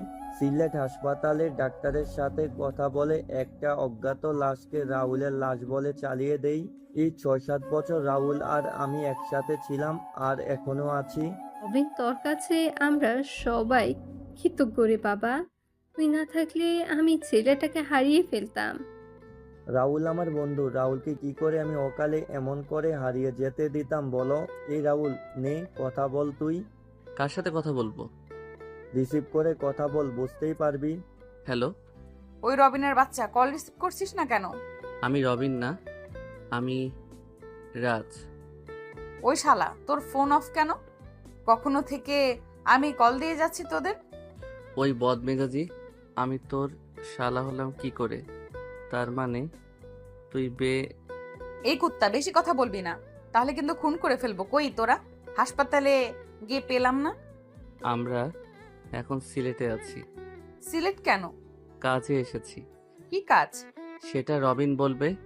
ওই রবিন, কথা বল। তারপর রবিন রিমিকে সবকিছু বুঝিয়ে বলে। রাতের খাবার খেয়ে সবাই ঘুমিয়ে পড়ে। পরের দিন সকালে সবাই যখন নাস্তা করছিল তখন নিপুণ রাহুলকে বলে, আচ্ছা রাহুল, নিপা আপুর বিষয়ে কিছু বল আমাদের। আপু কেন আমাদের থেকে এত দিন দূরে ছিল? সেটা কিছুদিন পরে মামা আর আপু নিজেই বলবে। রাহুল মিস্টার বয় ও গ্র্যান্ড অফিসে এসে গেছে। মিটিং শুরু হতে কিছু সময় বাকি আছে। রবিন, কিসের মিটিং? আপু জানতে পারবে ধীরে ধীরে। একটু পরেই গাড়ি আসবে, তোমরা বাসায় চলে যেও। আসি আমরা। রাহুল আর রবিন বের হয়ে যায় বাসা থেকে। রাহুল গাড়ি চালাচ্ছে, তখন রবিন বলে, এই দেখ কালকে কি কথা হয়েছে ওদের সাথে। রবিন, আমার বিশ্বাস আছে তোর উপর, তাই আমার এসব দেখা লাগবে না। রাহুল, আজকে রানীমা বাংলাদেশে আসবে। কয়টার দিকে বাংলাদেশে আসবেও? বিকেল 4টা ফ্লাইটে। আসতে দে। আর শোন, লোক পাঠিয়ে নিতুকে এখানে নিয়ে আয়। বলা লাগবে না, আমি লোক পাঠিয়ে দিয়েছি। রাহুল আর রবিন অফিসে আসা মাত্রই মিস্টার রয় আর গ্লেন এর সাথে মিটিং শুরু হয়। রাহুল মিস্টার রয় আর গ্লেনকে তাদের কোম্পানির তৈরি সকল প্রেজেন্টেশন, তাদের পণ্য সম্পর্কে মানুষের ধারণা কেমন, পণ্যের উৎপাদন প্রক্রিয়া আর গুণগত মান সবকিছু দেখাচ্ছিল। আর রবিন রাহুলকে সাহায্য করছিল। রাহুল, রবিন, গ্লেন আর রয়কে সবকিছু এক্সপ্লেন বসেছিল তাদের থেকে রেসপন্স পাওয়ার জন্য। তখন একজন আরেকজনের দিকে তাকিয়ে ধীরে ধীরে বলে, কিরে রবিন, কিছু বলছে না কেন? কি রকম করে সবকিছু দেখছে? এই অর্ডারটা না পেলে আমাদের প্রচুর লসের মধ্যে পড়তে হবে। মনে হয় আমাদের প্রেজেন্টেশন ওদের ভালো লাগেনি। আরে এত তাড়াতাড়ি হেরে যাচ্ছিস কেন? দেখি কি বলে। আরে দেখছিস না কেমন করে তাকিয়ে আছে আমাদের দিকে? বাইরে সাংবাদিকরা দাঁড়িয়ে আছে। যদি 19-20 হয় তাহলে আমাদের কোম্পানির লালবাতি জ্বলে উঠবে। চুপ শালা, চুপ। রাহুল আর রবিন বাসায় এসে সবার সাথে খাবার খাচ্ছিল। তখনই সবাই শুনতে পায় নিউজে বলছে, এই প্রথমবারের মতো বাংলাদেশের কোনো কোম্পানির সাথে রাশিয়ার মতো উন্নত দেশের টপ কোম্পানি লুকাইলাও কাজ করতে চলেছে। 40 বছরের বাংলাদেশের ইতিহাস এই অসম্ভব কাজটা সম্ভব করে দেখিয়েছে আর চৌধুরী কোম্পানি। এই অল্প সময়ে নিজেদের কাজের প্রমাণ দেখিয়েছে এই কোম্পানি। বাংলাদেশের সবচেয়ে সফল কোম্পানির তালিকায় প্রথম স্থান দখল করে নিল আর চৌধুরী কোম্পানি। নিউজটা দেখে রাহুলের বাবা বলেন, অনেক ইচ্ছা ছিল এই কোম্পানিটার সাথে কাজ করার, কিন্তু সেটা আর হলো না। কাজটা করতে পারলে আমরা এখন ওই আর চৌধুরীর কোম্পানির জায়গায় থাকতাম। বাবা, শুনেছি এবারে টেন্ডার ওই কোম্পানি জমা দিবে। আচ্ছা বাবা, যদি তোমার কখনো সুযোগ আসে তাহলে তুমি কি কাজ করবে ওদের সাথে? এসব কথা বলে কি আর লাভ হবে? এটা তো আর সম্ভব না। যদি সম্ভব হয় তুমি বলো করবে কিনা। কেননা ওদের সাথে কাজ করতে পারলে নিজেকে অনেক সৌভাগ্যবান মনে করব। তৈরি থেকো কাজ করার জন্য। আর মিস্টার আরিফ চৌধুরী, নিজেকে শুধরে নিয়ে কাজে লেগে পড়ো। এটাই কিন্তু শেষ সুযোগ। সিঙ্গাপুর থেকে ফিরে কাজ করতে হবে কিন্তু অনেক। সিঙ্গাপুরে যাবে কেন? ভাবির সাথে সিঙ্গাপুরে যাবে। সিঙ্গাপুর যাব কেন আমরা? ভাবি আর কত করবে তুমি এই পরিবারের জন্য? আর কত নিজের ক্ষতি করবে? এবার নিজের দিকে তাকাও, নিজের মেয়েটার দিকে তাকাও। নিজের ক্ষতি করবে মানে? কি হয়েছে নিপুণের? ভাবি, তুমি বলবে না আমি বলবো? রাহুল, আমার কি ক্ষতি হবে? তুই কি সব বলছিস? আরে রাহুল, মজা করে বলছে কথাগুলো। ভাবি, আমরা সব কিছুই জানি। ভাবি, আমি সব জানি। ডাক্তার আঙ্কেল আমায় সব বলেছেন। কি হয়েছে নিপুণের? ডাক্তার আঙ্কেল কি বলেছে? আচ্ছা মা, তুমি জানো না ভাবির কি হয়েছে? ভাবি তো তোমার এই পরিবারের সবার জন্য কত কষ্ট করেছে। না তো, আমি তা জানি না। কি হয়েছে নিপুণের? মা, ভাবির ব্রেন টিউমার, যা ভাবি কাউকে বলেনি। বরিশালে একটা অনুষ্ঠানে আমার ডাক্তার আঙ্কেলের সাথে দেখা হয়। কথায় কথায় তার হাতে থাকা একটা ফাইলের দিকে আমার চোখ পড়ে, আর আমি ভাবির নাম ও ছবি দেখতে পাই। ডাক্তার আঙ্কেলকে জোর করলে আঙ্কেল বাধ্য হয়ে আমায় সব কিছু খুলে বলেন। সেদিন এমন একটা নিউজ শুনে আমার পায়ের নিচ থেকে মাটি সরে যায়। তারপর ডাক্তার আঙ্কেলের সাথে কথা বলে সিঙ্গাপুরে ভাবির অপারেশনের ব্যবস্থা করি, আর কালকে সকালে ভাইয়া আর ভাবি সিঙ্গাপুরে চলে যাবে। কিরে নিপুণ, রাহুল কি সত্যি বলছে? তুই কি আমাদের নিজের মা বাবা মনে করিস না?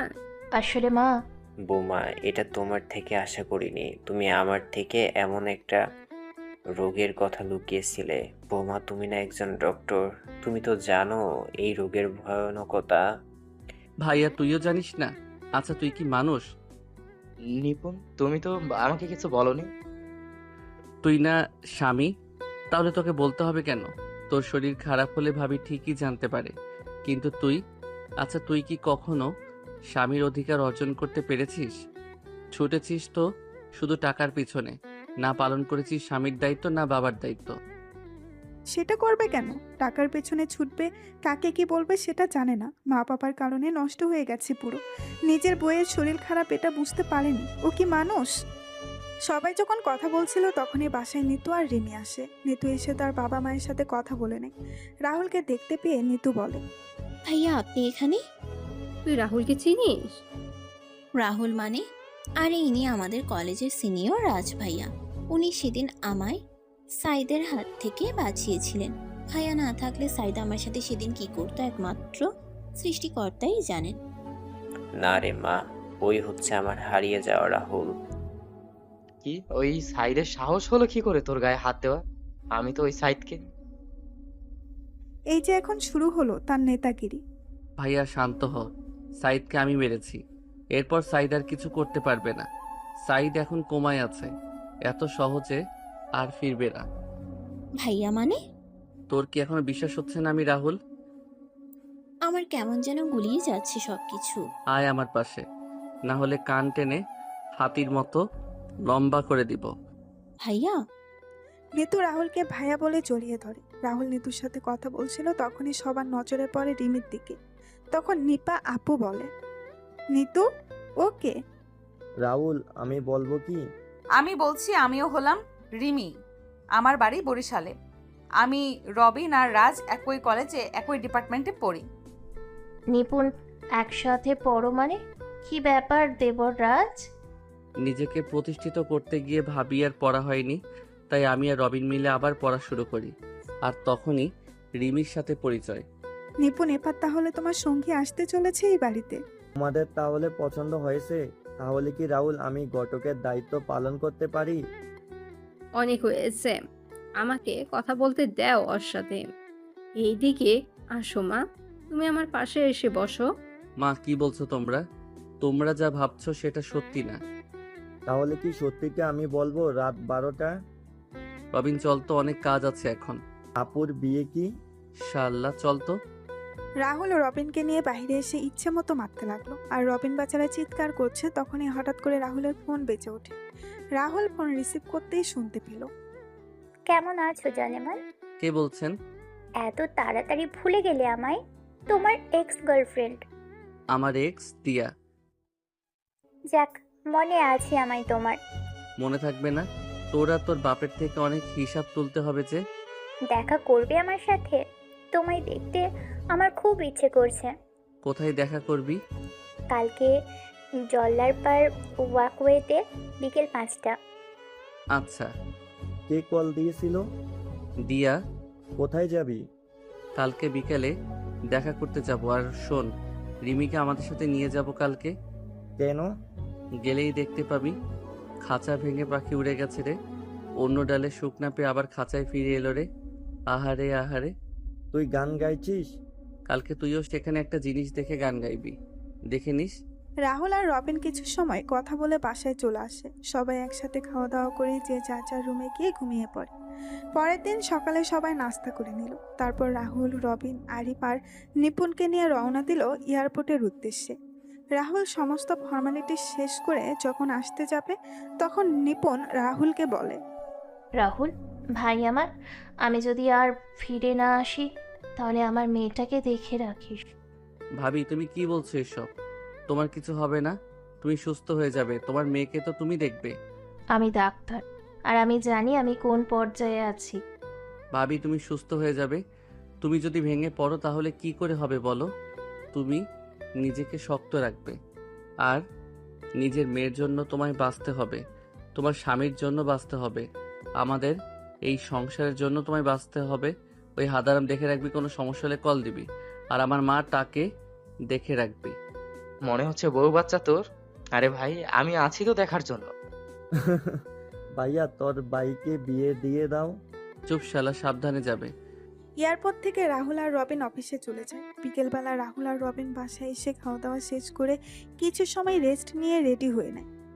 রাহুল রবিনকে বলে, রিমিকে নিয়ে আয় তুই, আমি গাড়িতে আছি।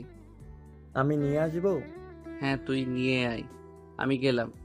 রাহুল গাড়ির কাছে গিয়ে ফোন বের করে, কাউকে কল দিয়ে কথা বলছে। কিছু সময় পর রবিন আর রিমি বাসা থেকে বের হয়ে আসে।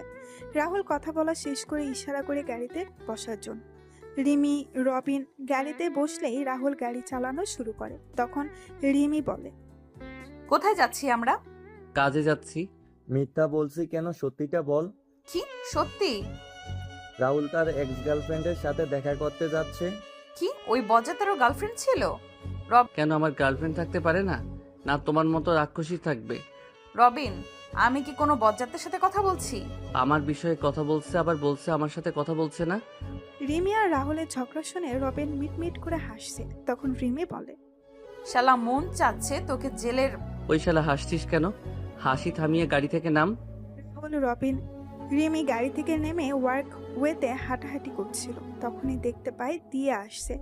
দিয়া এসে রাহুলকে জড়িয়ে ধরে বলে, কেমন আছো জানেমান? কতদিন পর তোমায় জড়িয়ে ধরলাম বলো তো। আহ, কি যে শান্তি পাচ্ছি আমি। 6 বছর 6 মাস 6 দিন পর। বাহ, তুমি মনে রেখেছো দেখছি। মনে তো রাখতেই হবে। রাহুল দিয়াকে তার কাছ থেকে ছাড়িয়ে নিল, আর রিমি চোখ গরম করে দিয়ার দিকে তাকিয়ে আছে।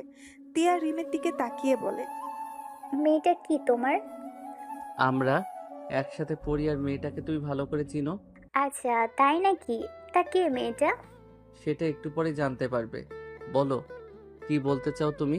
জানেমান, তুমি তো মাস্টার স্ট্রোক গেম খেললে আমাদের সাথে, বুদ্ধি করে নিজের বোনকে বাঁচিয়ে নিলে, এখন আবার পরিবারকেও বাঁচিয়ে নিতে চাইছো। মাস্টার রানীর সাথে ছিলাম, তাই শিখে গেছি। বাহ, ভালোই তো স্মার্ট হয়েছো দেখতে পাচ্ছি। সবই তোমার জন্য জানেমান। মন চাচ্ছে তোমায় এখন আই লাভ ইউ বলি। তোমার সাথে দেখা না হতে পারে জানেমান। মানে? চোরের 10 দিন আর সাধুর 1 দিন, কথাটা মনে আছে তো তোমার জানেমান? দিয়া কিছুটা সময় চিন্তা করে রাহুলকে উদ্দেশ্য করে বলে ওঠে। তোর সাথে পরে কথা হবে, আর সেটা হবে।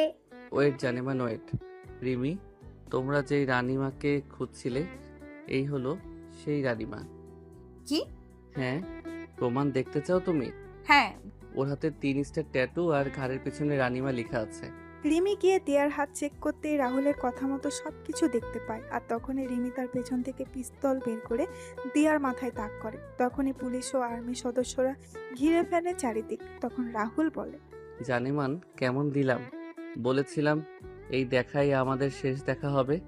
তুই জানলি কি করে আমি যে রানীমা? কারণ আমি আজ থেকে 6 বছর আগে তোর হাতে এবং ঘাড়ের পিছনে রানীমা লেখা দেখেছিলাম।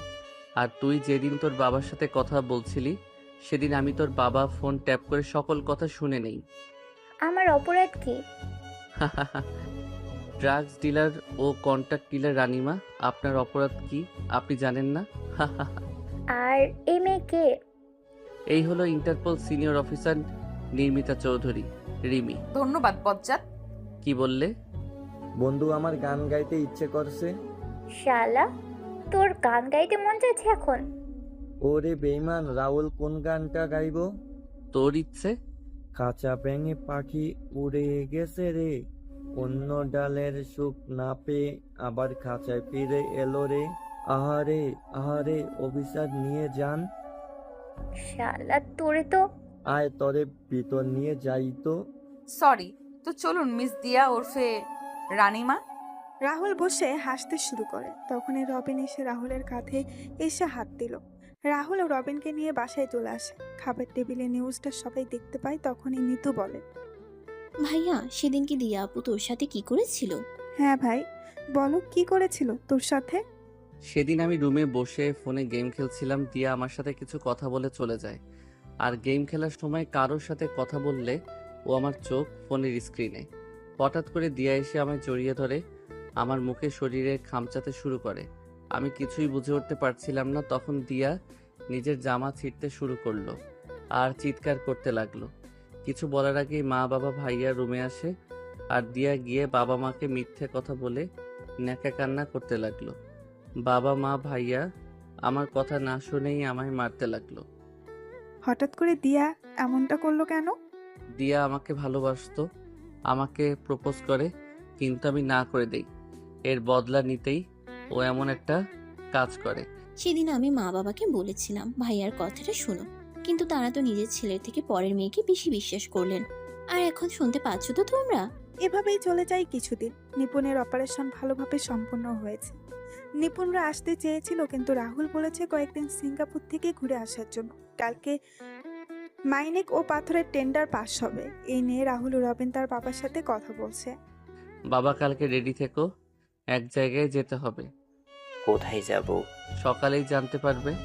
এদিকে জাহিদ পারভেজ জিপি দিয়ার সাথে যে কথা বলছে। বাবা, কাজ কি এগোচ্ছে? হ্যাঁ রে মা, আমার কথা হয়েছে। ওরা 55% আর আমরা 35%। এটা পেয়ে গেলে আমি বের হয়ে ওই রাহুলের পরিবারকে শেষ করে দিব। হ্যাঁ রে মা। সাইদের কি খবর? সাইদ এখনো কমায় রে মা। চিন্তা করো না। সবাই বসে আছে ম্যাজিস্ট্রেটের অফিসে আর অপেক্ষা করছে কারা টেন্ডার পেয়েছে সেটা জানার জন্য। জাহিদ এবং তার লোকেরা নানান কথা বলছে। রাহুল আর তার বাবা আর রবিন মুখটা কালো করে বসে আছে। কিছু সময় পর ম্যাজিস্ট্রেট বলেন, এইবারের টেন্ডার পাওয়ার জন্য অনেকেই টেন্ডার জমা দিয়েছেন, কিন্তু টেন্ডার পেয়েছে একটা কোম্পানি। যেই কোম্পানি টেন্ডার পেয়েছে তার নাম হলো নীলা গ্রুপ অফ কোম্পানি। সবাই নামটা শুনে বেশ অবাক হয়ে যায়। তখনই সবাই সামনে তাকিয়ে দেখতে পায় নিপা, নিতু আর নীলা চৌধুরী আসছে।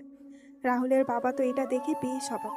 সমস্ত ফর্মালিটিস শেষ করে রাহুল সবাইকে নিয়ে বের হয়। রাহুল জাহিদ পারভেজকে বলে, এতদিন চুরি বাটপারি করে অনেক টাকা খেয়েছে, কিন্তু এখন আর না। এবার সব টাকা উসুল করে নিব। তুই যেভাবে দলিলে বাবার সাইন নিয়েছিলি, ঠিক সেইভাবে আমি নিয়ে নিলাম। তুই আমার নানিকে মেরে আমার উপর দোষ দিয়েছিলি, আর আপু সেটা দেখে নেওয়াতে আপুকে মারার জন্য উঠে পড়ে লেগেছিলি। কি বলছিস কি রাহুল? মা তো পানিতে ডুবে মারা গিয়েছিলে, তাহলে? না মা, ওই জাহিদ পারভেজ আমার চোখের সামনে নানিকে গলা টিপে মেরেছিল। আমি দেখে ফেলাতেই আমায় মেরে ফেলতে চেয়েছিল। তারপর রাহুল মামার সাথে প্ল্যান করে আমায় অস্ট্রেলিয়া পাঠিয়ে দেয়। আমার জন্য রাহুল হয়ে যায় সবার কাছে খুনি, অপয়া, মুখ পোড়া। জাহিদ তোকে তো আমি জুতা পেটা করা উচিত তোকে। তুই কিন্তু ঠিক করিসনি। জেলের ভাত খেয়ে শেষ কর, তারপর বলিস অফিসার নিয়ে যান এই জাহিদ পারভেজকে। রাহুলের কথা শুনে পুলিশ সদস্যরা এসে জাহিদ পারভেজকে ধরে নিয়ে যায়। রাহুল বাসায় চলে আসে। তখন রাহুলের বাবা বলেন, তুই কি সব করছিস? সব আমার মাথার উপর দিয়ে যাচ্ছে রাহুল। একটু খুলে বলবি তুই কে? আমি বলছি রাহুল আসলে কে? তুমি এখানে? আমি বাংলাদেশের টপ 1 ও বিখ্যাত আর চৌধুরী কোম্পানির 50% শেয়ারের মালিক রাহুল, আর বাকি 50% শেয়ারের মালিক রবিন। নীলা গ্রুপ অফ কোম্পানির কর্ণধার রাহুল চৌধুরী। রিমের কথা শুনে রাহুলের বাবা মা কান্না করতে লাগলেন। তখন রাহুল তার বাবা মায়ের কাছে গিয়ে বলে, বাবা মা তোমরা খুশি হওনি? তোমরা কান্না করছো কেন? আমরা অনেক খুশি হয়েছি রে বাবা। সব বাবা মাই তো চায় তার ছেলে সমাজে প্রতিষ্ঠিত হোক। তুই প্রতিষ্ঠিত হয়েছিস, কিন্তু আমাদের কোনো অবদান নেই তোর পিছনে। আমরা ছোট থেকে অত্যাচার করে গেছি, তুই এত দূর নিজেকে নিয়ে এসেছিস তোর নিজের চেষ্টায় ও রবিনের সাহায্যে। রবিন, এদিকে আয়। বাবা রবিন, তুই আমায় ক্ষমা করে দে। আমি তোর সাথেও খারাপ ব্যবহার করেছি। আন্টি কি যে বলো না তুমি। তুমি আঙ্কেল শুধু দোয়া করো আমরা দুই বন্ধু যেন এভাবে একসাথে থাকতে পারি। আহা আপু। আমার দোয়া লাগবে না। আরে লাগবে তো আপু, তুমিও দোয়া করো। সবার কথা বলা শেষ হলে আমার বাবা মায়ের সাথে পরিচিত হয়ে নাও। তারপর সবাই রিমির মায়ের সাথে পরিচয় হয়ে নিল। রবিন রাহুল চলে যায় সেখান থেকে। রিমি ও রিমির বাবা মা কথা বলে চলে যান। রাতে সবাই খাবার খেতে বসেছেন। তখন রাহুলের বাবা বলেন, রাহুল, আর 2 দিন পর তোমার আর রিমির বিয়ে। আমি কথাটা শুনে কাশতে শুরু করলাম। বাবা কি বলছো? আর কোনো কথা না, রবিন আমাদের সব বলেছে। বিয়ে ফাইনাল মানে ফাইনাল। ওই শালা কি করেছিস? হা হা হা বন্ধু। দাঁড়া, আমার একটা শর্ত আছে। কি শর্ত? রবিন আর নিতোর বিয়ে দিতে হবে। মানে? দুইজন দুজনকে ভালোবাসে 4 বছর ধরে। কিরে রবিন, নিতু রাহুল কি সত্যি বলছে? আসলে আপু, বাবা, নীরবতা সম্মতির লক্ষণ। বিয়ের 2টা 1 তারিখেই আয়োজন করো। সবাই যখন কথা বলছিল তখনই বাসার লাইটগুলো নিভে যায়। সবাই যখন মোমবাতি জ্বালাতে যাবে তখনই নিপুণ বলে ওঠে, happy birthday to you Rahul, many many happy returns of the day. শুভ জন্মদিন ভাই। শুভ জন্মদিন ভাইয়া। শুভ জন্মদিন বন্ধু। ধন্যবাদ সবাইকে। ধন্যবাদ ভাবি, আমি ভুলেই গিয়েছিলাম আজকে আমার জন্মদিন। ভাই, তোর বিয়ের খবর শুনে এলাম। তারপর সবাই মিলে কেক কেটে রাহুলকে খাইয়ে দিল। রাহুল যখন রুমে আসে তখনই রাহুলের ফোন বেজে ওঠে। রাহুল ফোন রিসিভ করে বলে, হ্যালো। শুভ জন্মদিন বজ্জাত। ধন্যবাদ রাক্ষসী। কি করছিস বজ্জাত? বসে আছি। বিয়ের শপিং কবে করব? নিজের টাকা দিয়ে শপিং করো, আমার একটা টাকাও হাতে নেই। শালা কঞ্জুস। তুমি কি কম? বিয়েটা হয়ে যাক তারপর বুঝবি। করবো না বিয়ে। কি বললি? ঠিক। তুমি এখানে? আমার জামাইয়ের জন্মদিন আমি কোথায় থাকবো? দেখো বাইরে সবাই আছে, তোমায় আমায় একসাথে দেখলে ভুল ভাববে। চলো না ভুলটা করে নেই। মা। চলুন আমরাও চলে যাই। ওদের ভুল দেখে আমাদের কি লাভ? ওদের ভুল ওরা করে নিক। ভালো থাকবেন, সুস্থ থাকবেন সবাই। দেখা হবে খুব তাড়াতাড়ি।